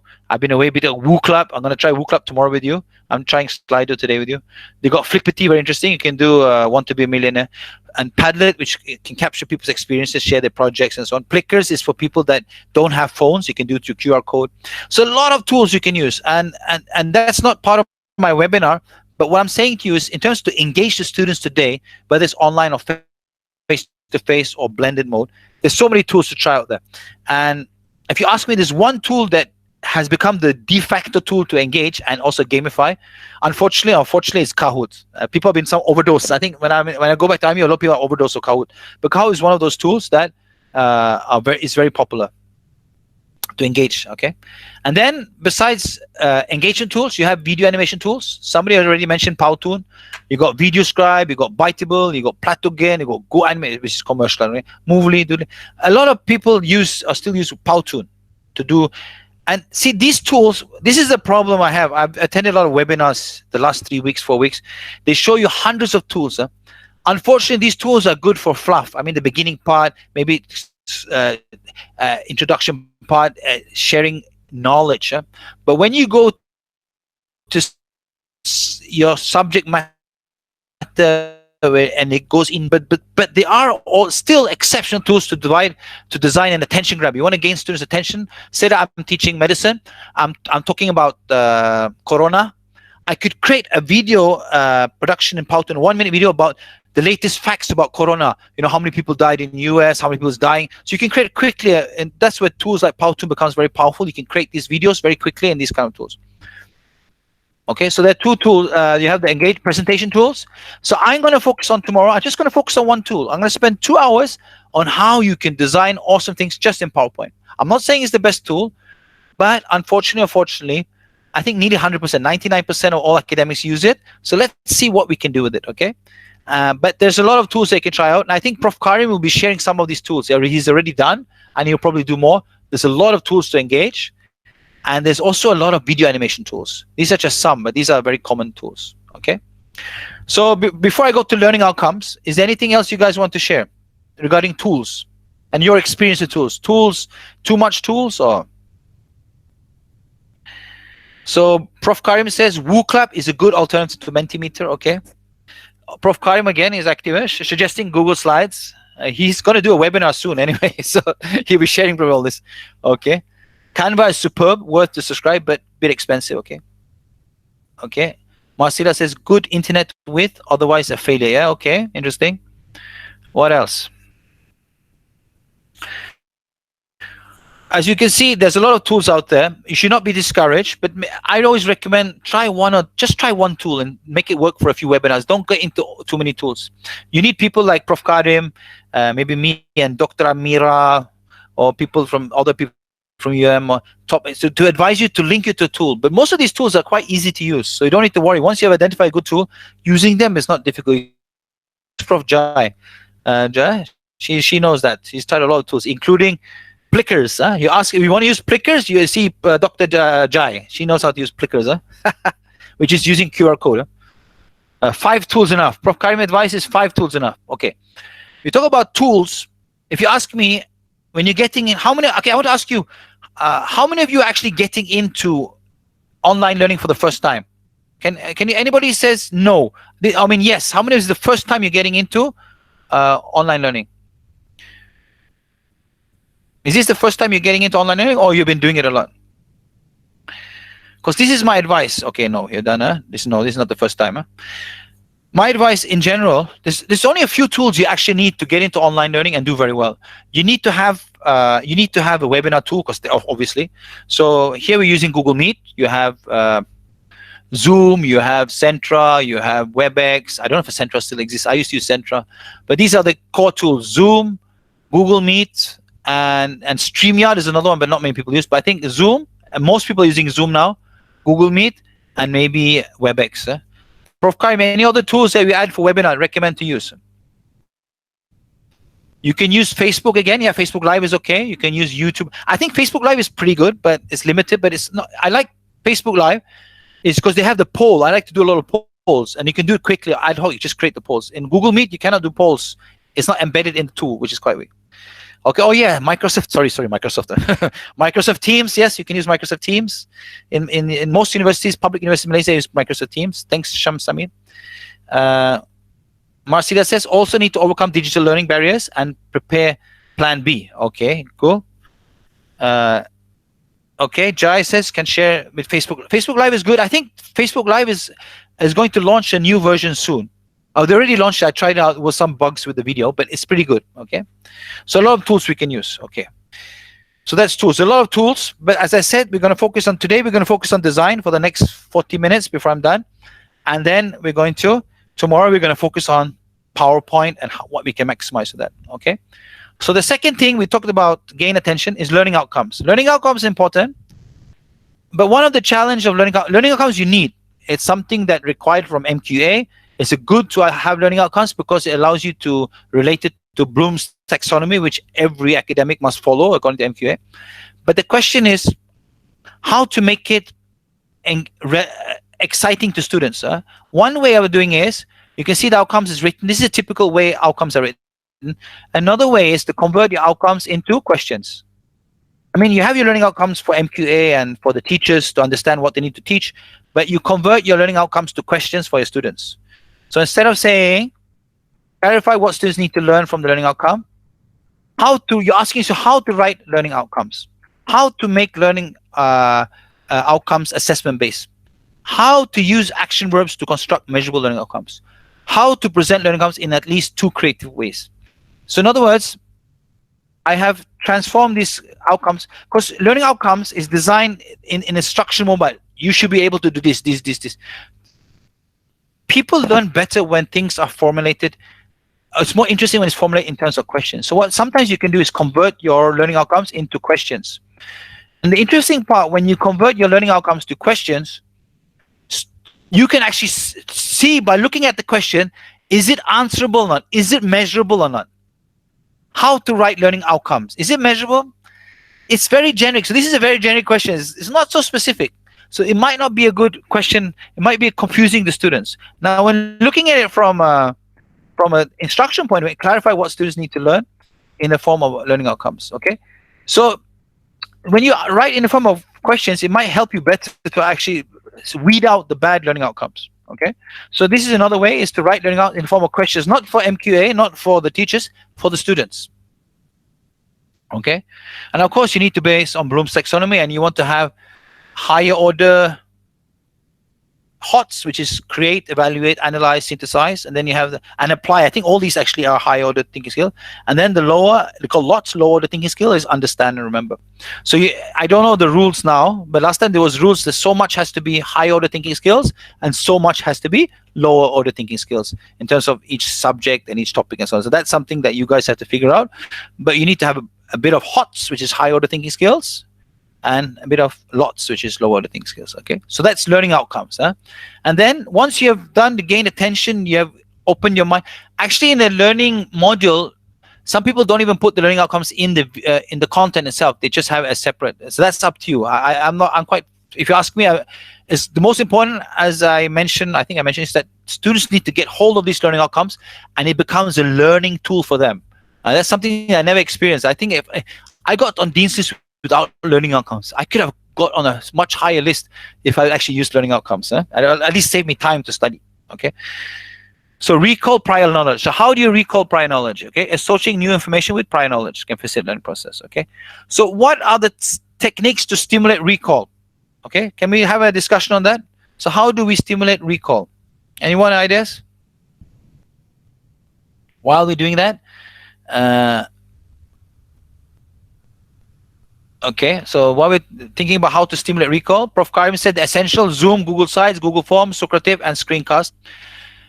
Yes, but you still need to have a tool. This is not only the essentials. Essentials should be, you should need to have a tool to communicate. So either Telegram or WhatsApp, you probably need.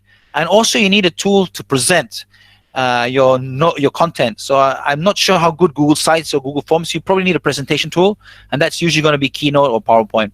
So in other words, you need to have an LMS also. That in Prof. Karim mentions Google Sites. We probably need Moodle here in University of Malaya. So you need to upload the contents and do quizzes and assessment and assignments and forums, and then you need to have a tool to present. It could be anything, but in this case, say PowerPoint, and you need to have a webinar tool. It could be Zoom or it could be Google Meet and so on, or Microsoft Teams. And then you need to have a tool that you have this social, bit informal kind of communication you always keep, especially in this like WhatsApp or Telegram. So there's actually 4 key ones. Okay, Jai says got to check out StreamYard. StreamYard is good, but it can only have 6 videos at one time, the free version. Because I tried out StreamYard. I did it with Anita Adnan, one of the interviews I did, yes. But StreamYard is good for interviews and discussions, small group discussions. The free one is up to 6. Okay. But I want to share with you something very interesting. When it comes to webinar tools, I started doing webinars in 2005, 15 years ago. And I have to admit, the webinar tools in 2016 and 17 was not so user-friendly, but they had features but I still see missing in today's webinars. I'm going to share with you some of the features that I used to use 15 years ago, okay, using Centra. I think Centra still exists, but one feature is missing here in Google Meet is raising your hand. When people have a question, instead of just is they don't have a raising hand feature here, which although Zoom has, but they don't have it in Google Meet, and they should have. Another feature which is very important is having quizzes, not quizzes. Quizzes you can, that's okay, you can, but poll. You can write quick polls, which they have in Facebook Live, and they also have in Zoom. But polls is very important. You want to ask questions and get percentages, and so when you present, you're discussing, it becomes more scientific. And I think another feature which is very good, but I don't see, I'm not sure whether it's in Zoom, is actually in Centra. You can break it up into groups. So if you have a real deep discussion, say I'm teaching engineering, or I'm doing medical, I'm doing case studies, we can do a case study, and then we do group discussion. So I can set up 6 groups, and either random selection or you select who's in the group. They break out into groups. You take a half-an-hour break, and they work in groups, and you can go to each group and see what they're doing. And then after the group discussion, you get back into the main room. In other words, you break out into 6 rooms or 7 rooms. They do the discussion. Nobody sees what everyone else is doing. Then you go back to the main room, and then each group will present what each room has discussed.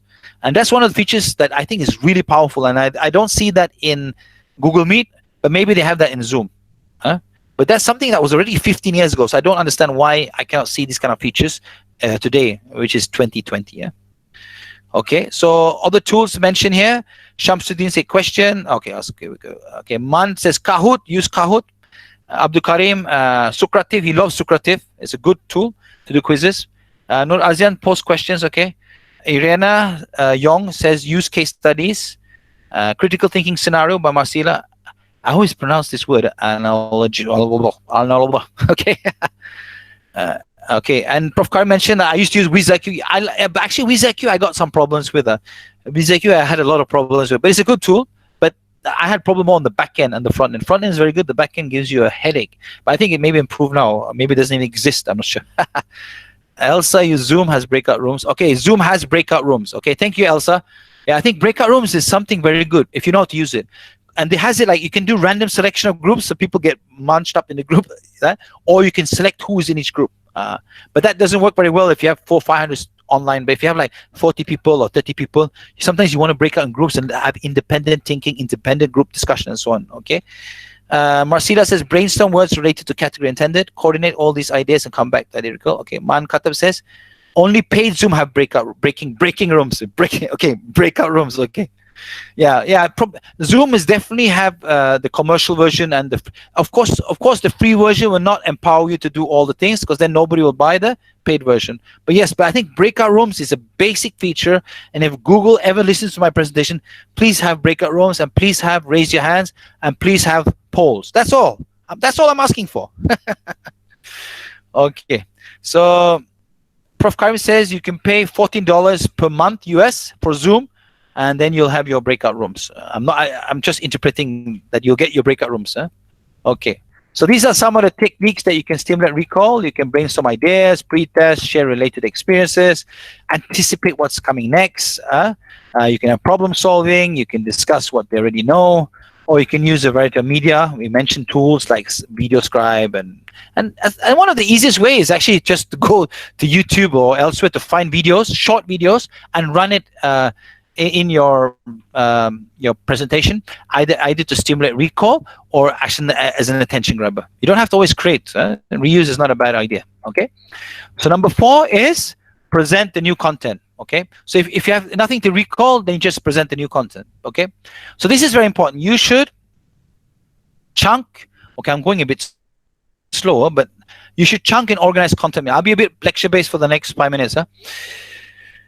Chunking and organizing content. This is the biggest challenge. If you ask me, anything that I've struggled with for nearly 20 years, 15 years, is to teach academics how to chunk and organize content in a meaningful way. Chunking is one of the most challenging things, because you have to actually filter out what is essential and what is not so essential to be presented. It's one of the most difficult skills to learn. Okay, so in other words, you need to chunk content. You have to chunk content, chop it up. Okay. In other words, how to find it, chop it out. So I'm just going to show you an example. So this is an example. This is actually not so bad. I've seen much worse than this. I've seen sometimes one whole paragraph, 200 words on a slide. But this is actually a bullet slide. It's got bullets, but probably got too many bullets on one slide. So if you present like this, maybe some students will like it. But if I'm learning the subject for the first time, and my brain will switch off. The moment I see this slide, my brain will just say, this is too much. I can't get it. I'm going to switch off.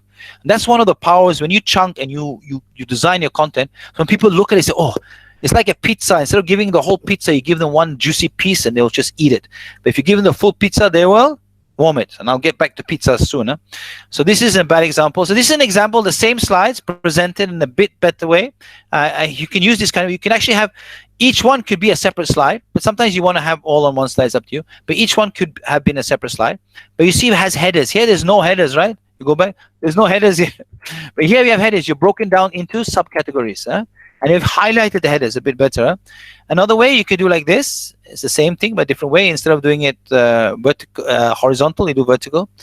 Or you could just have it simply like this. I'm not saying this is the best example, but this is you could actually start with this. So these are you tell the students there are 3 areas. There's functional requirements, there's deployment and operational requirements, and there's non-functional requirements. And then you go into all 3, or you maybe have a slide on different.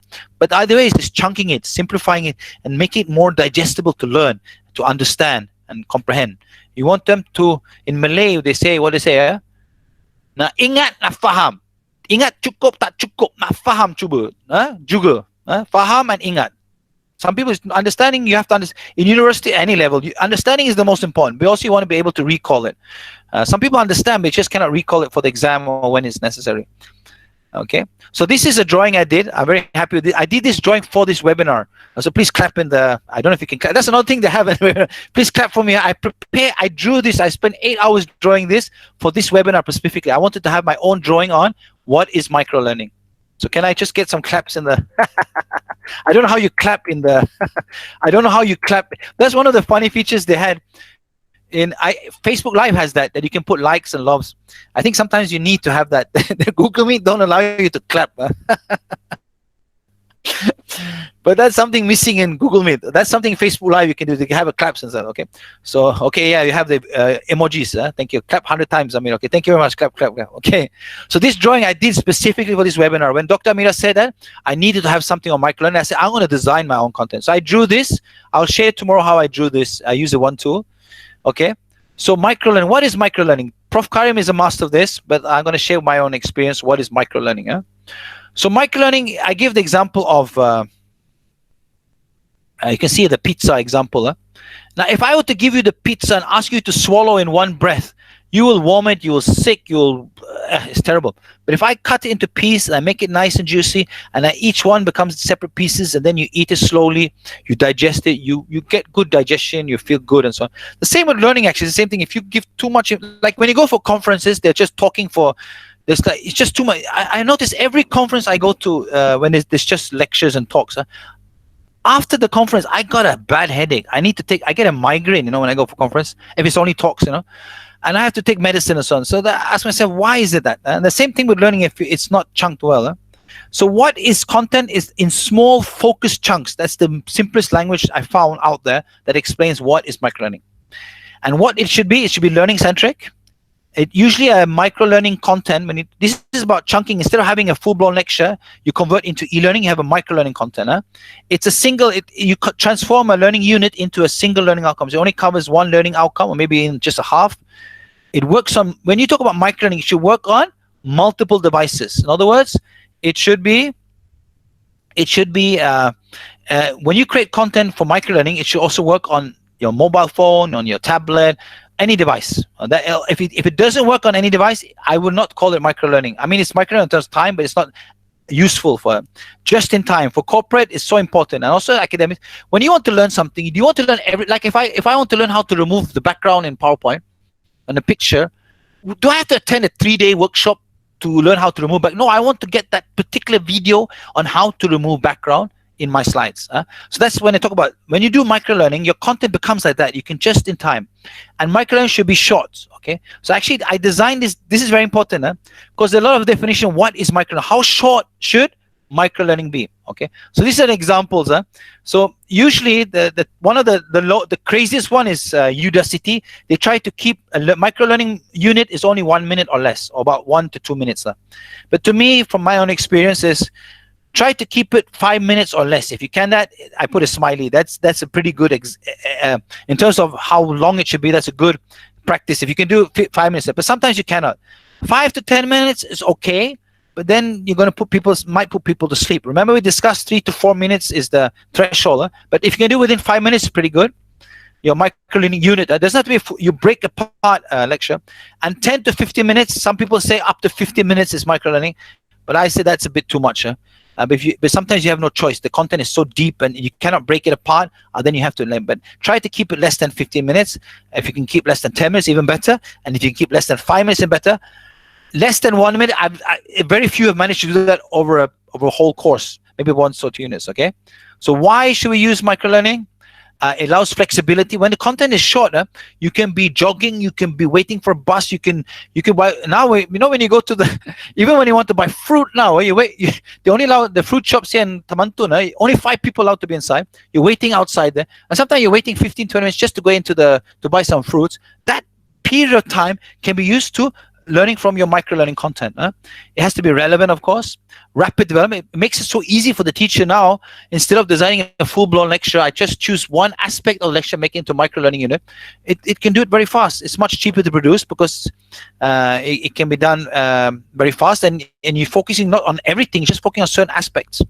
And that's why I want to share with you is that when you design e-learning content, if you have a lecture, maybe not everything needs to be audio narrated. Maybe just 5 minutes of the 40 minutes needs to be audio narrated and explained in depth. So that's the part that you actually create with audio narration. The rest you can give to students, they can read alone. But there's some aspects that you need to explain in terms of words and audio and visuals. That's the kind of content that you convert into a microlearning unit. And then learning retention. People remember more when things are shorter, usually when they're chunked and juicy and small, it's more memorable. And how? Well, it can come in the form of videos and podcasts in terms of presentations. It could be a presentation slide. Instead of giving 100 slides, you can break it into units also.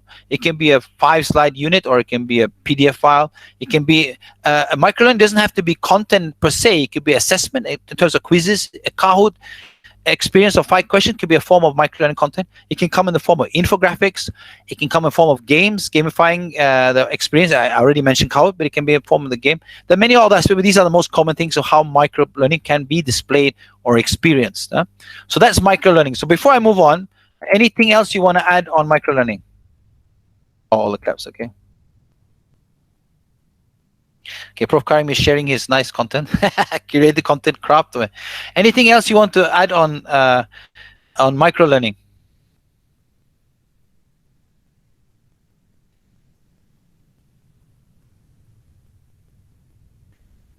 Anyone here want to add something on micro learning? I'll be more lecture based for me to cover, because I've been so interactive. Sometimes you be so interactive you forget that you need to cover a certain amount of things also. Okay, Prof. Karim says micro learning is the way to go. Marcela, well covered. Okay, so at least you got an idea what micro learning is, and the idea is to create. You chunk it up, you make it so juicy and so focused. So not only empowers the students, it empowers the students to learn anywhere. Because once it's chunked up in a smaller format, it becomes so learnable. You know, it's only 5 minutes. I'm waiting for now, especially now you're waiting. Every time I go to the grocery stop, also I went to Hero yesterday in Tamantun, I had to wait 30 minutes. You know, so that period of time I could have had maybe gone through 5-6 micro learning units. So this is very important. So we can chunk up content, makes it more learning friendly. Okay. Now I'm going to be, this is, if you can take a screenshot, you don't have to do this. Your homework, if you want to have some homework. I was thinking tomorrow, what you can do, your homework, if you can take this if you want. I want you to create a slide, or if you don't want to create, some of you, as many of you, share the best slide you've ever created, that you have designed yourself, not something that you just reuse. What is the best slide you ever shared and you want to share with? If you want to share that tomorrow with us, or you can take this content and transform it into a slide that's visual, simplified, and chunked. You can take this one, or you can share something, or you can take some of your existing content and chunk it up and design it in a juicy way and say, wow, this is what I've done. Not what you've learned from me, but in general, to well-designed slide. Just one slide. That's your challenge for tomorrow. If you want to share, if you don't want to share, it's up to you.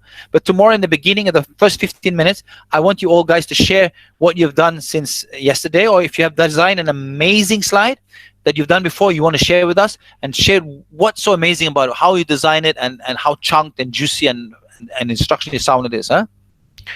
Okay. So So number 5 is to provide learning and guidance. I'm just going to skip through a bit fast this now. So semantic coding is basically, you want to present the content in different ways to basically create the aha mode to understanding. So you can do that through examples, case studies, stories, graphic representation, mnemonics, and so on. Etc. So I'm just showing you one example. So if I wanted to teach the 9 planets, this is a very simple example. I wanted to teach the 9 planets in our solar system. I'm not sure 8, 9, 10 and what is now, but instead of just saying you memorize this, this is not my example. I'm just sharing with you a typical example. This is one good example. If I were to remember, my very educated mother just served us 9 pizzas. By remembering that sentence, I just can rewrite, and the first letter of each word becomes an acronym. And by do that, they each what do you call it? Capital letter represents one of the planets: Mercury, Venus, Earth, Mars, Jupiter, Saturn, Uranus, Neptune, and Pluto. So by me remembering this sentence, I can remember these 9 words. And this, by remembering in terms of acronyms, an example, you, instead of taking you, say, 20 minutes, 15 minutes, you can do this in maybe 1 minute, 2 minutes. So mnemonics is one example. Mind mapping is another example. Okay, we don't have time to go detail, but mind mapping is a very powerful tool for people to remember. When I went to uni in UIA, Islamic University in Gombak and Petaling Jaya, when I came from Norway, I was only a B student, B- B student. I just introduced mind mapping and acronyms, and I became a dean's list within 1 semester, 1 or 2 semesters. So mind mapping is very powerful to organize information and so on. Okay, or you can storify learning. Yeah, so I have my own quote, quoting myself: "Bullets sticks for exams, or stories sticks for life." We remember bullets for exams, but stories, if we can, that can be in terms of academically, is case studies and so on. Is that they are more powerful. A lot of times students don't look at case studies; they just look at the slides and memorize them. But actually, if they can connect it with stories and case studies, it becomes more memorable for the long term and more learning friendly. And then we have activities and feedbacks. Okay, I'm keeping away this attention. Please don't ever use these things, because these things have been proven a myth. But I think what is powerful is teaching others, encouraging students to teach others. Teaching others is one of the most powerful, probably the most powerful thing to learn something. And then we have practice by doing and so on. So these are ways to engage the students. And then assessment. We will skip this, but these are some of the variety methods that you can use. I think rubrics is widely used in higher education, especially medical education. E-portfolio is, to me, is the most important method to assess today. E-portfolio. Why is e-portfolio important?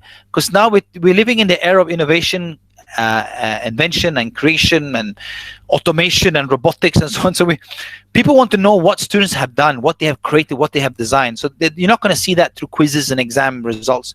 You're going to see what they've done. So that's why it's very important for students to start establishing the e-portfolio, even academics to have their own e-portfolio. And we should encourage students to start building the e-portfolio based on the projects and assignments. E-portfolio is very central. This is what people want to see in the corporate world. They want to see what the students have done, not what they've memorized. And peer assessment, of course, very powerful, and learning analytics to help you understand whether the student is doing well and so on. Okay. And number 9 is to enhance retention time. Of course, you need to, in your presenting, to summarize, recap, and so on, provide additional resources. And then links, very important to provide links to all the resources. Okay. So this slide, why don't you take a picture of this slide? This slide is very good because it summarizes everything. So this is, so after the, just take a screenshot of this one and keep it. Please take a screenshot of this one. This summarizes Gangnam's 9 events of instruction. Again, gain attention, inform learning outcomes, stimulate recall and prior knowledge, present new content. These are examples on activities. Provide guidance, provide learning activities, provide feedback, provide assessment, enhance retention. Now remember, these things do not need to be in order. The only thing that needs to be in order first is gain attention. And perhaps learning hub. The other ones it's up to you. Of course, stimulate recall, prior knowledge is good to do before. But this aspect, like feedback and activities, can come out throughout. It doesn't have to be number 6. It can be throughout. And then you have to, number 9, of course, will be you summarize and keep. So this slide is very important. So please take a screen. I can share with you later, no problem. But this slide is the most important of all this. Then it has some ways of doing. These are just some examples of how you can implement. So if you look in terms of presentation, this is the introduction, number 1, 2, 3.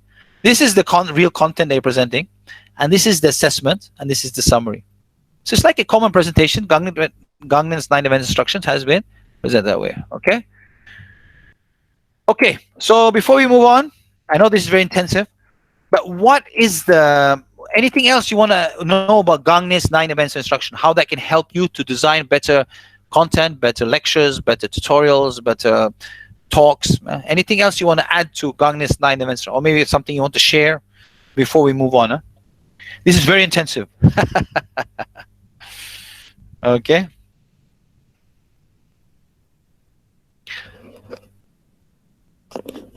Okay, Jerry Chong says must be in sequence, question mark. No, it does not have to be in sequence. As I said, I think the attention grab should come first. Learning outcomes, sometimes you don't need to present in your content. It could be something that you present elsewhere, but the most important is students are aware of the learning outcomes and they try to use it as a learning tool. But of course, if you want to present in the content, it should come usually after attention. And then prior recall if it's relevant, but then content. But I think activities can come out throughout even in the attention grabber can be activities and feedback and so on. So that comes throughout. And the recap ending. So no, it doesn't have to come in sequence. Okay, Marcela says inductive and deductive. Okay. Simon says, in my discipline, law students always appreciate hearing about experience in legal practice. Okay, great. Jerry Chong says, okay, awesome. Marcela says, whichever comes first, but to recap. Okay. Okay, to recap. Okay. Okay, so in terms of, I'm just going to share the mother of all rules. I've studied a lot. I've read most of the books on TED Talks because I was very fascinated with TED Talks. This is 2005, already 15 years ago. I used to watch when it started. I can't remember 15. No, it started in 2005. I can't remember when it started showing on YouTube. I think one of the first year I was watching TED Talks. But mother of all rules in design, they used to say one message per slide. Okay, that does not mean one bullet per slide. It means one message. So if I'm talking about 2 theories, don't put 2 theories in the slide unless you're comparing them. Each slide will have the theory will be in each slide. Okay. So, but of course, if you're comparing, you have to have a table and so on. But in other words, one message per slide. But this is the mother of rules. Another one you can see here. This is Steve Jobs example. Steve Jobs says, boom, look at the way. The moment you see the slide, you already know iPhone. I could put so this is a good example. I really like this one. Simple, just one word. So if you're talking about knowledge management, even if you can visualize that, it's just boom. That's how you start. Okay, don't worry. Okay. So even before you do tomorrow we talk about PowerPoint. It's a good idea to not start in PowerPoint or tools. Use sticky notes, maybe a mind mapping software, or capture the outline of your content first elsewhere, because when you go into PowerPoint, you're going to waste time and you're starting doing the beautification of your presentation. But most important is to extract what is important, the skeleton first, then go into PowerPoint. Okay, and you might have a toolbox of resource diagrams. You already have a separate place you have all your visuals. So even before you do PowerPoint, it's good to I learned my hard lesson. I used to always start in PowerPoint. But when you start in PowerPoint, you start wasting time on beautification and so on. The problem with that is sometimes you beautify a slide. You spend 2 hours designing this beautiful slide, and then after you finish the slide, you realize, I don't need this slide. So in other words, you wasted 2 hours designing a slide which is not relevant to your presentation. So always get that outline first, the most important stuff, then you focus on the beautification and attraction and so on. So keep this in mind. I've done that so many times before. I design a beautiful slide, then I realize I don't need it. And the magical flow, they call it the three. The number three is over. If you talk about TED Talks, they always recommend have 3 core items. This is not applicable for academics, but I'm just sharing with you because sometimes it's very difficult. But this is like a good opening. If you have a star moment in opening, attention grabber. Star moment stands for something they'll always remember. Key message. The key message comes. That is usually the learning outcome, or the main key message comes out. What do you want them to learn? And then the overview. And then the body is the main ideas, evidence, if we're talking about if you're doing presenting a paper, and then supporting ideas. And then you close it with the recap, and you repeat the key message. That's why it's very important repetition. We talk about repetition important. Whatever you want the students to remember, that should be repeated several times during your presentation. Make sure it's hammered into them. This is so important. Okay, and then if you're like TED Talk, you call to action. Let's change the world and blah blah blah. But that might not be applicable to academics in the lecture. And of course, you have the Q&A. TED Talks never have Q&A, which is very interesting. But they do have it in normal learning process. You have Q&A. TED Talks have no Q&A. They're just presenting, and that's it. We watch the presentation, we look at the comments in the video. Okay, so keep in mind, crap. I'm just going to go through this quick, and then we're going to have a discussion. Crap, I found this, I drew this, but I didn't invent this. Crap is somebody's called. I like this because you can just remember, this might be my star moment in my presentation. At the end of this presentation, you're going to remember, what do I remember from this presentation? Crap! So crap stands for contrast, repetition, alignment, and proximity. So when you design, you need to have a lot of contrast, a lot of repetition. It should be aligned, and it should have proximity when you're learning something. We're going to look at quickly that. Contrast. Contrast can come in terms of size, can come in terms of shape, in terms of color, position, and orientation. Okay. Background is very important. You can see the difference. Okay. And if students are printing out your content, let me repeat, if students are printing out your content, always try to make sure your content is white background. Because when they print, or light background, because if you have black background, if students print out your slides, they're going to waste a lot of ink. A lot of ink is going to be wasted on printing out. And from the environment and so on, it's also waste, but also money is also waste. So always, if you know your students are printing out your content, keep it white as the best, because that use less printing in terms of the color and so on printing. Okay, but you can see the difference. You want to have contrast is so important when you do so. Avoid busy templates. You don't have, some people have these weird templates and you can't even read what's there. Okay, and size doesn't matter. When you want to emphasize something, what comes out here, you can see yes comes out here, but if you wanted this to come out, make it stand out. Okay, make it stand out. This is what matters. Size matters when you want to present. Repetition. Repetition, you have to think about font, you have to think about size, you have to think about shape, you have to think about color layout. You want to have consistent design. One of the biggest challenges with academics today is that they like to copy, we all do, we copy paste from multiple articles, have different font types, and they don't change it. So when they present, you see one slide got Times Roman, one slide got this, one slide got Arial, one slide got Bandana. It looks so unprofessional. So if you want, in your slides, you have to be consistent in your fonts, unless it's in the graphic, it's different. But in your presentation, usually maximum you have 2 fonts. One is for your header, and one font type maybe for the text. But don't have too many font types, and work on the size also, very important. So what type of font type you should use is a lot of debate, but usually for e-learning, sans serif is best. For printing, people say serif. Interestingly, I did some research. Serif is good for printing, but for so what is sans serif? Okay, this is important. So we talk about serif. You look at serif again. Serif is edges. Serif is a lot of edges. Sans serif is increased readability. So they have Bandana, Impact, Arial, and Calibri. These are most common. I'm using Calibri. It's up to you. But these are usually the most readable fonts when you do online education. Okay, we talk about this tomorrow. Slide master. Alignment. Content should be aligned. Okay. So here an examples are just text. Left alignment gives you a design more sophisticated look. Centering is just cheesy and should be. This I didn't come up with this. I adapted from here. Centering is just cheesy and should be used mostly for headlines. In headlines. Online alignment takes person. So usually left alignment or justified is mostly used in presentations. Okay. So this is just some tips, but this is generic. You might have different opinion. That's fine. This is generic. And in terms of pictures, there's something if you have never heard of, it's called the rule of thirds. So where do people? I wish I could discuss this with you, but because of time we can't. So people, when they look at this screen here, these 9 boxes, where do they look first? Based on research, these are the most common places where they look. Because of our eyes, we have 2 eyes. Most people look to the left. Where first look? 41% usually look here first. So if you want to present important information, sometimes if you use the rule of thirds to keep in mind, it's a good idea to keep things, the most important things on the left side, upper side. But these are the 4 areas where they look most commonly. Okay, so I just did this logo. This team is horrible this year, but if you like basketball, well, the top team here. So you can see the logo design, the rule of thirds. They're actually applying the rule of thirds here. The most central thing in the logo is on the left side upper. Okay, proximity, very important. Labeling. When you label content, I just want to show you an example. Labeling is very important. I could ask you here, when you put a label to something, it's very important to. I'm using cartoons here. When the label is closer to the item you wanted, people in the brain connect it much easier. So labeling is very important. Okay, but you know what I'm going to do? I'm going to stop now, and tomorrow we're going to cover Creative Commons. Because I want to have a discussion. The last 5 to 10 minutes, I want to discuss with you. I went very fast.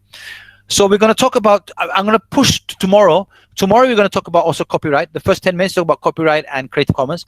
But today I want to stop I want to stop because I'm not sure everyone will be coming tomorrow. So for the next 10 minutes, 5 to 10 minutes, we'll recap what has been learned. I'm going to recap quickly. We have talked about learning. We talked about design. We talked about instruction design. We have introduced you to Gangnam's 9 events of instruction. We have looked at just quickly at some presentation tools, video animation tools, and engagement tools. And also finally, we looked at something called CRAP, contrast, repetition, and so on. So that's what we covered. So now it's up to you. I want you to ask me any questions up to you for the next, okay, we're going to have one activity more. Sorry, we're going to have one more activity. And let me just go. So while you ask me a question, I'm going to give you the last activity for today. This is you. We're going to use Slido again. I want you to go to Slido and go here again. Go to the same thing. Let me just, while you're doing that. Okay, I'm going to go here.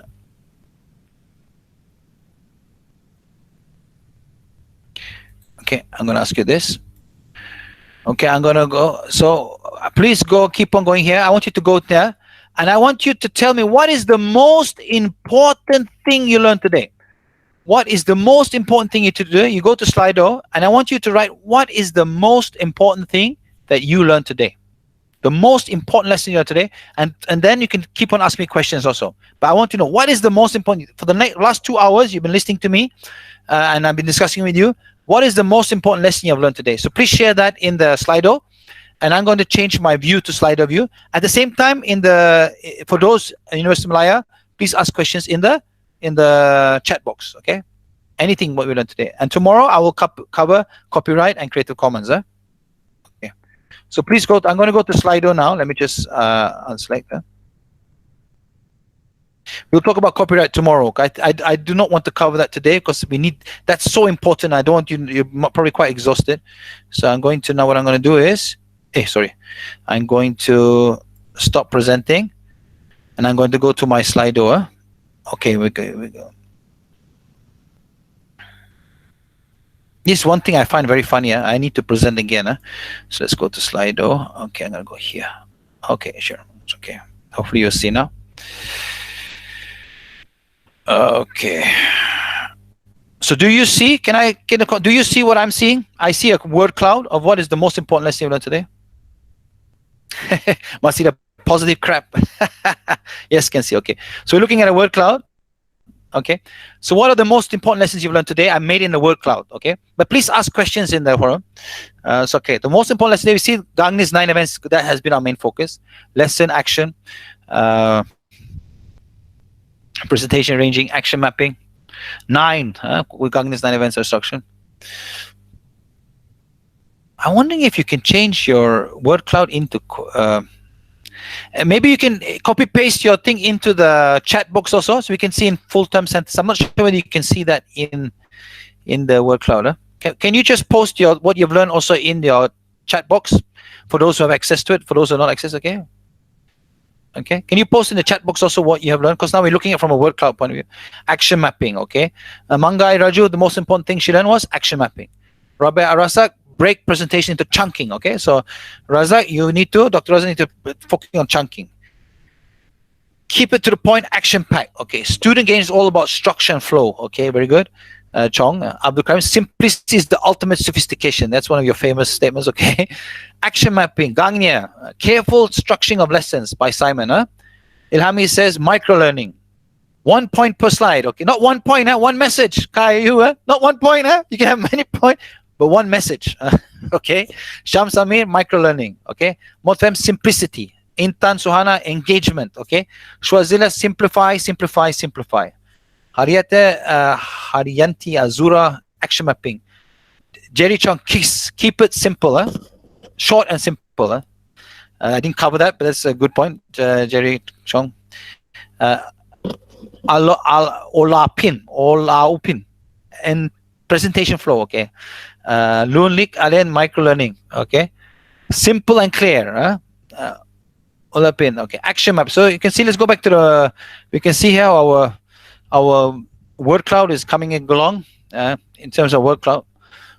So in terms of star, it seems to Gangnes has been impacted most, action mapping into your presentation.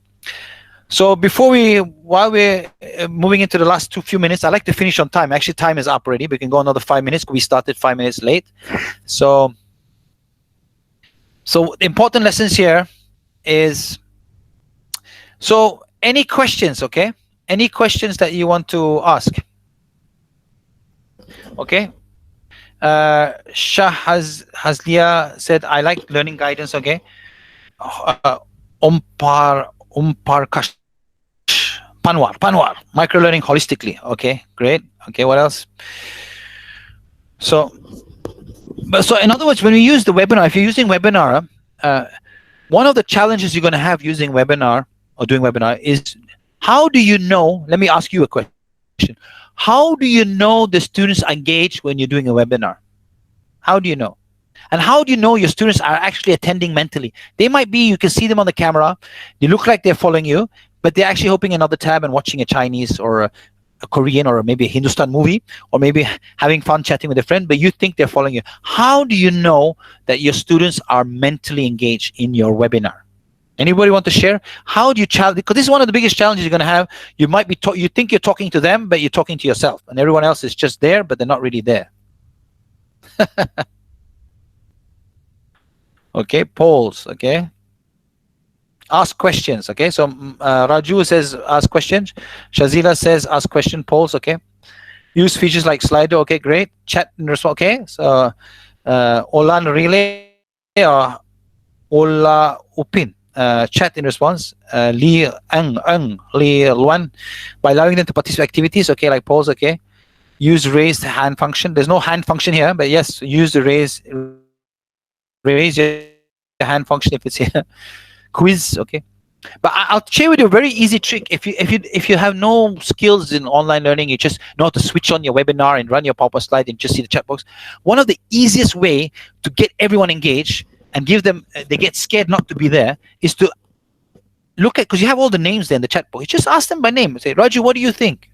Tamara, what do you think? She said, say something absorbed and see if they react. True. Simon, what do you think? So when you start randomly asking names there, if people actually listen, say, oh my God, I better follow because he might ask me a question. So just ask them directly, just like you would do in class. Randomly ask people, so then to know whether they engage or not, whether they're there. Because if they don't reply, they're obviously not there, or they're having problem with internet, right? So Jerry Chong, my exit ticket is always, everyone ask one question in the chat room. Okay, that's good. You have an exit. But that doesn't make sure they're there. They might ask a question, but we're not there throughout the whole webinar. Okay. Use the random name picker. Okay, you have tools for that. But that means I'm talking if you're a beginner, you don't have time to use another tool. If they had a random pick in Google Meet, it would be good. Shazila, good idea. So just sometimes, and I remember what was the rule I'd share with you. How long was what's his name again? John Medina. He had a rule. What was it? How many minutes was it? 10, right? So, but I think online should be every 5. I think to me 5 is a magic number. You notice I would not talk for more than 4 or 5 minutes. Maybe it was 1 period, and I'll just engage you again. Because if I don't, you might get kind of bored, and I think that's one of the mistakes I've seen people do in webinars, is that they find it so interesting to talk and listen to their own voice. They go on talking, and they think it's great, but actually people are not there. It's like going to a coffee shop. When you go to the warung, right? If you talk all the time, do you think people are going to be attentive and engaged? No, you have to give people a chance.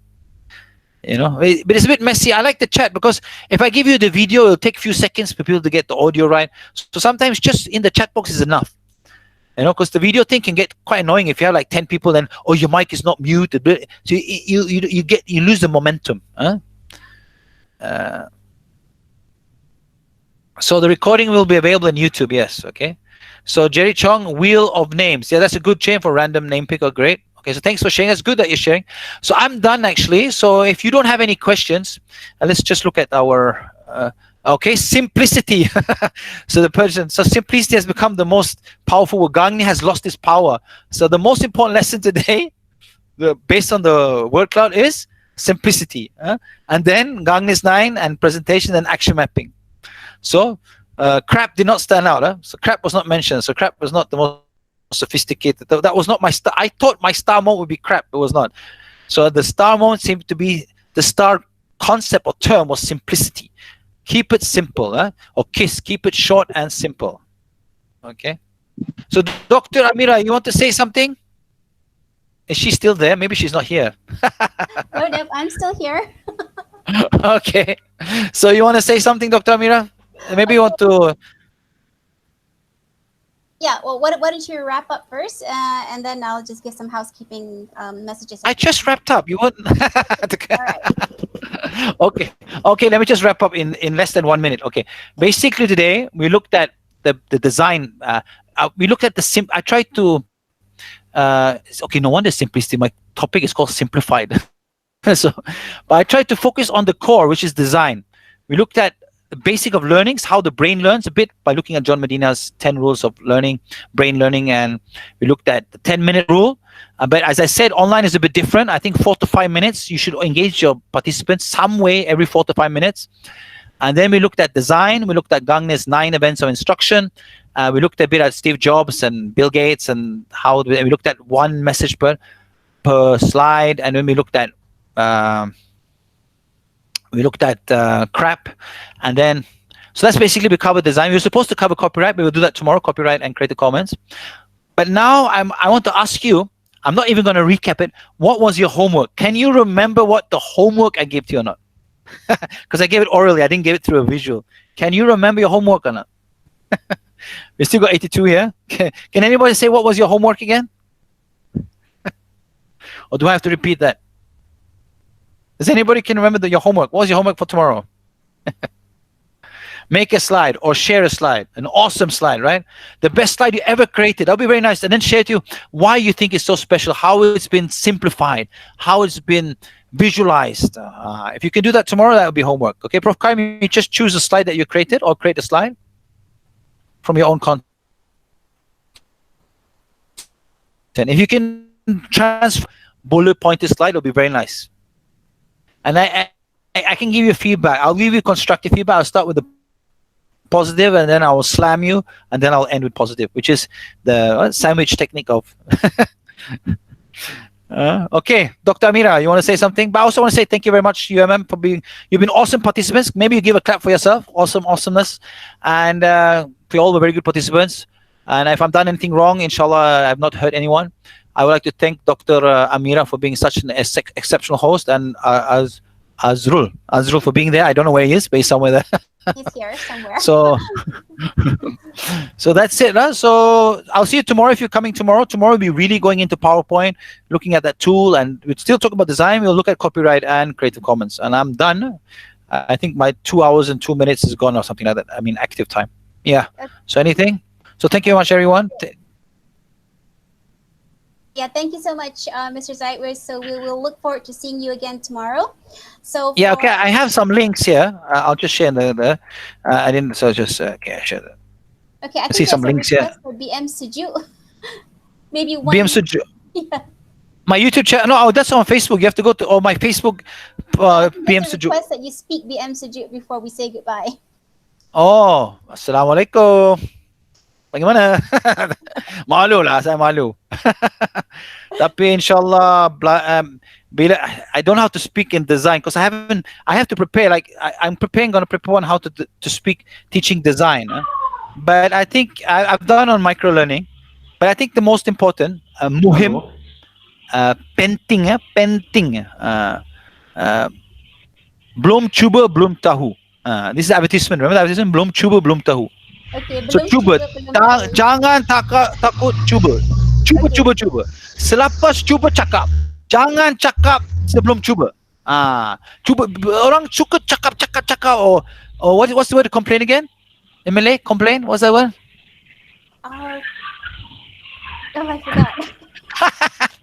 Not bergaduh. I know bergaduh is quarrel lah. But jangan complain. Cuba. Selepas cuba cakap. Orang suka cakap tak cuba. Cuba. So belum cuba belum tahu. Okay. Okay, I think that's enough. You can see me. I talk Malay. From this. Hello, sir. Here, BM Sujit. Jai. Yes. Okay, we have one here. Okay. Hello. Yeah. Hello. Hello, sir. Hello. Yes. Jai, sir. Dr. Amol from Mumbai, India. Oh, mashallah. Okay. Welcome. Yes. Yes. So it was a very nice presentation. I thoroughly too much enjoyed, and it was a very informative session. okay. Thank you very much. I'm really thankful to you. Please kindly share previous webinar or post. Okay. Details. I have. Need a YouTube. You need your YouTube link also. Okay, but So it will be beneficial for me as well as my students also. okay. I have a group in Facebook which is interested. I've had a few webinars there that's using Facebook Live. I shared the link in the chat box. Maybe I can share it. Let me stop sharing it. I'm going to stop sharing. Maybe. Wait.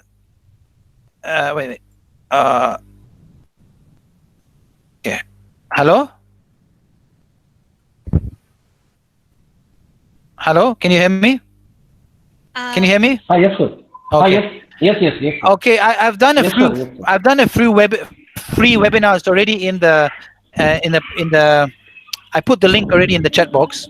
Can everyone see the chat box or not? Or is that only available to you, University Malaya? No, the chat box is only available to those who entered through the. Okay. Let me just. Let me just share again. I'll create a slide. Wait. I'll just. I think you might I have a want to slide. share on Slido. Yeah, I have a slide here. Wait, I have a slide. Let me just share. I'll share again. Let me just share. I have a. I'll do a few slides. Wait. Okay. I can. Can you mute the Dr. Amol? Can you please mute your thing because it helps not on the noise part. Just okay. Present a window. Okay.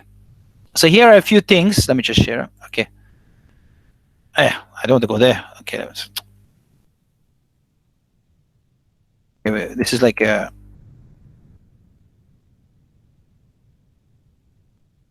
Okay, I want to show you this. This is what I want to show you. Let's go here. Okay, here. Why does it go there? I don't understand. When it goes to PowerPoint, it goes to. Okay, let's just not see it in full screen. Let's just see it. This okay. This one here. Okay, can you see here? Dr. Amir, can you see it? Yes. Okay, so okay, so this group here, I've done already 2 webinars. I actually done this topic, not as in depth, but I've done this topic already. There's webinars in this. If you go to this Facebook group, you probably have to scroll a bit, but there's webinars on this and digital drawing. Already there's some webinars. Huh? You can go to this one. If you want to see me BM Suju, I don't have the URL back in. But you go there, you'll find it there. And then you have, if you want to see my drawings, I've been drawing since 2016. You can go to my Instagram. That's the tool I use to compile all my drawings that I published since 2016. So I use Instagram as my e-portfolio of my drawings. I like to draw knowledge. There's a lot of interesting things there. And if you want, take a screenshot of this or something, or we can share the link in the, but you don't have the group, okay? And then another one is the YouTube channel. I have a YouTube channel, but I'm not using so much YouTube. But I have, for tomorrow, I will share, there's a URL on, I have 5 videos on how to design using PowerPoint, how to record using PowerPoint, how to export using PowerPoint, and so on. It's in the YouTube channel. So those are the 3 things that I probably want to share with you today that's useful, which is relevant to this webinar. Is that okay? Okay, I already shared the links. I can share the links again. Let me just, I can put it in here. So let me just, sorry. Okay.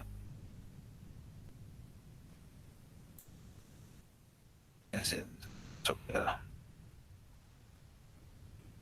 if you want the links here, but these links are, I will share with them. I will share them online. I will share them in the Facebook also, in the Facebook group. These are the links. Yeah, I already shared them in the group discussion in the Google Meet. So these are things that you can go. Even I have 5 PowerPoint tutorials, which is very relevant for tomorrow. So even if you don't understand what I'm saying tomorrow, there's videos that you can watch relevant to tomorrow. Okay, we still have 64 people. People don't want to go back or something. So what else? What else do we have here now? Okay, but I think Prof. Karim, you were here the whole time. I'm very happy for you. You're so busy, man. So that gives me encouragement. I must have done pretty good today because the fact that you stick around for so long, very good. But thank you. But you're doing a session here anyway, so it's good for you to be here. So okay, so you've been, yeah. Okay. Hello, Ali sir. Hello, yeah. Yes. Sir, Dr. Amol sir. Okay. I'm sending my email ID, so please send me the details about your Facebook page and all Okay. through email. Through email. Who uses email now? Okay. Okay. Yes, actually, How you what happened? Your slide is not visible on mobile. I'm using mobile phone, so Oh, okay. my Sure. problem to capture. Okay, sure. So Do you know Prof. Ramesh? Yes. Do you know Prof? Yes. Okay, I will Yes, share with Prof. Professor, I will share with Prof. Ramesh, and I'm sure he will share with you. I think you got it through Prof. Ramesh, right? Okay. Yeah. Okay. Oh, that's great. Okay. Yeah, say hi to him. Hi to him Ramesh from Sharma. me. Yes. Sure.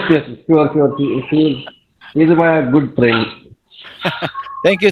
I really appreciate your feedback. Thank you for being here. I took up your precious time also.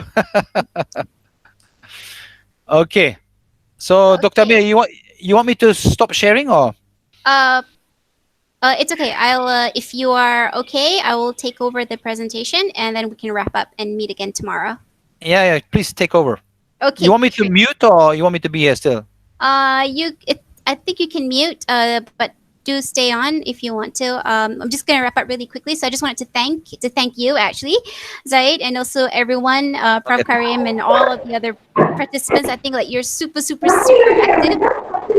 So that's really great. So let's meet up again tomorrow on the same link for the second part of Mr. Zaid's webinar. And before that, before you actually leave the call, can I just get those of you who are still here to look at the slide that I'm going to be sharing shortly. That's a QR code for you to submit your feedback on today's webinar. You can scan it and you can also look at the link and maybe copy it. So I'm sharing my slide just very shortly. Can I request anyone who's still here? We're leaving, but if anyone is still here to please mute your mic. Okay, so I think I'm sharing my presentation now, just a slide. So thank you again to everyone and hope to see you again tomorrow. Thanks. Bye. Have a good day. Hello. Hi, Dr. Amir. Hi. Hi. Hi. No, I was just thinking that maybe what we do tomorrow is we share this code in the beginning of the presentation. Okay, all right. Yeah, that's cool. I've never done Yeah, that yet, but like, that's a good idea. You're right. yeah. We just do it, and then we do it at the end also. But we do it at the beginning just to make Yeah. sure, because people come and go. This is the thing. So I want to get the feedback from the negative people. So I mean, the one that hate my guts. So those are the one. Those will be there in the beginning, might not be in the end. Just kidding. So, but anyway, thanks. Thank you very much again for being here. And I'll leave it to you. I'm going to make a move now. Where we have somebody very active on the video here. I'm not sure I can see somebody active here. Okay. Do you have anything to? Anybody else wants to say something? They want to have maybe some people eager to say something.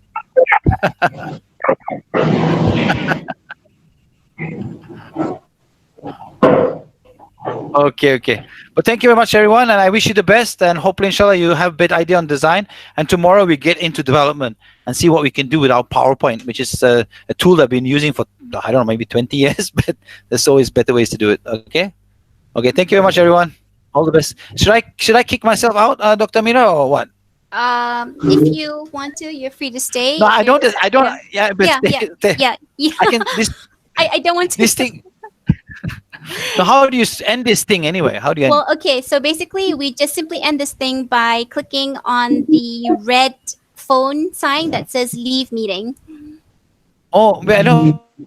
But usually, normal webinar tools is the host when they click, it's finished. But this one doesn't finish; it just goes on No, until yeah, tomorrow. it just kind of goes on. So I've got to wait for everyone to leave, and then when I leave or when Azra leaves, then the webinar would be officially over.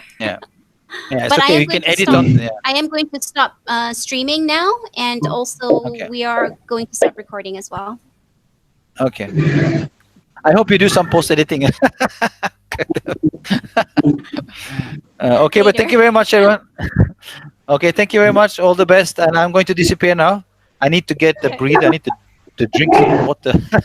Okay, take care, everyone. See you All the best. tomorrow. Okay, bye. Okay, bye.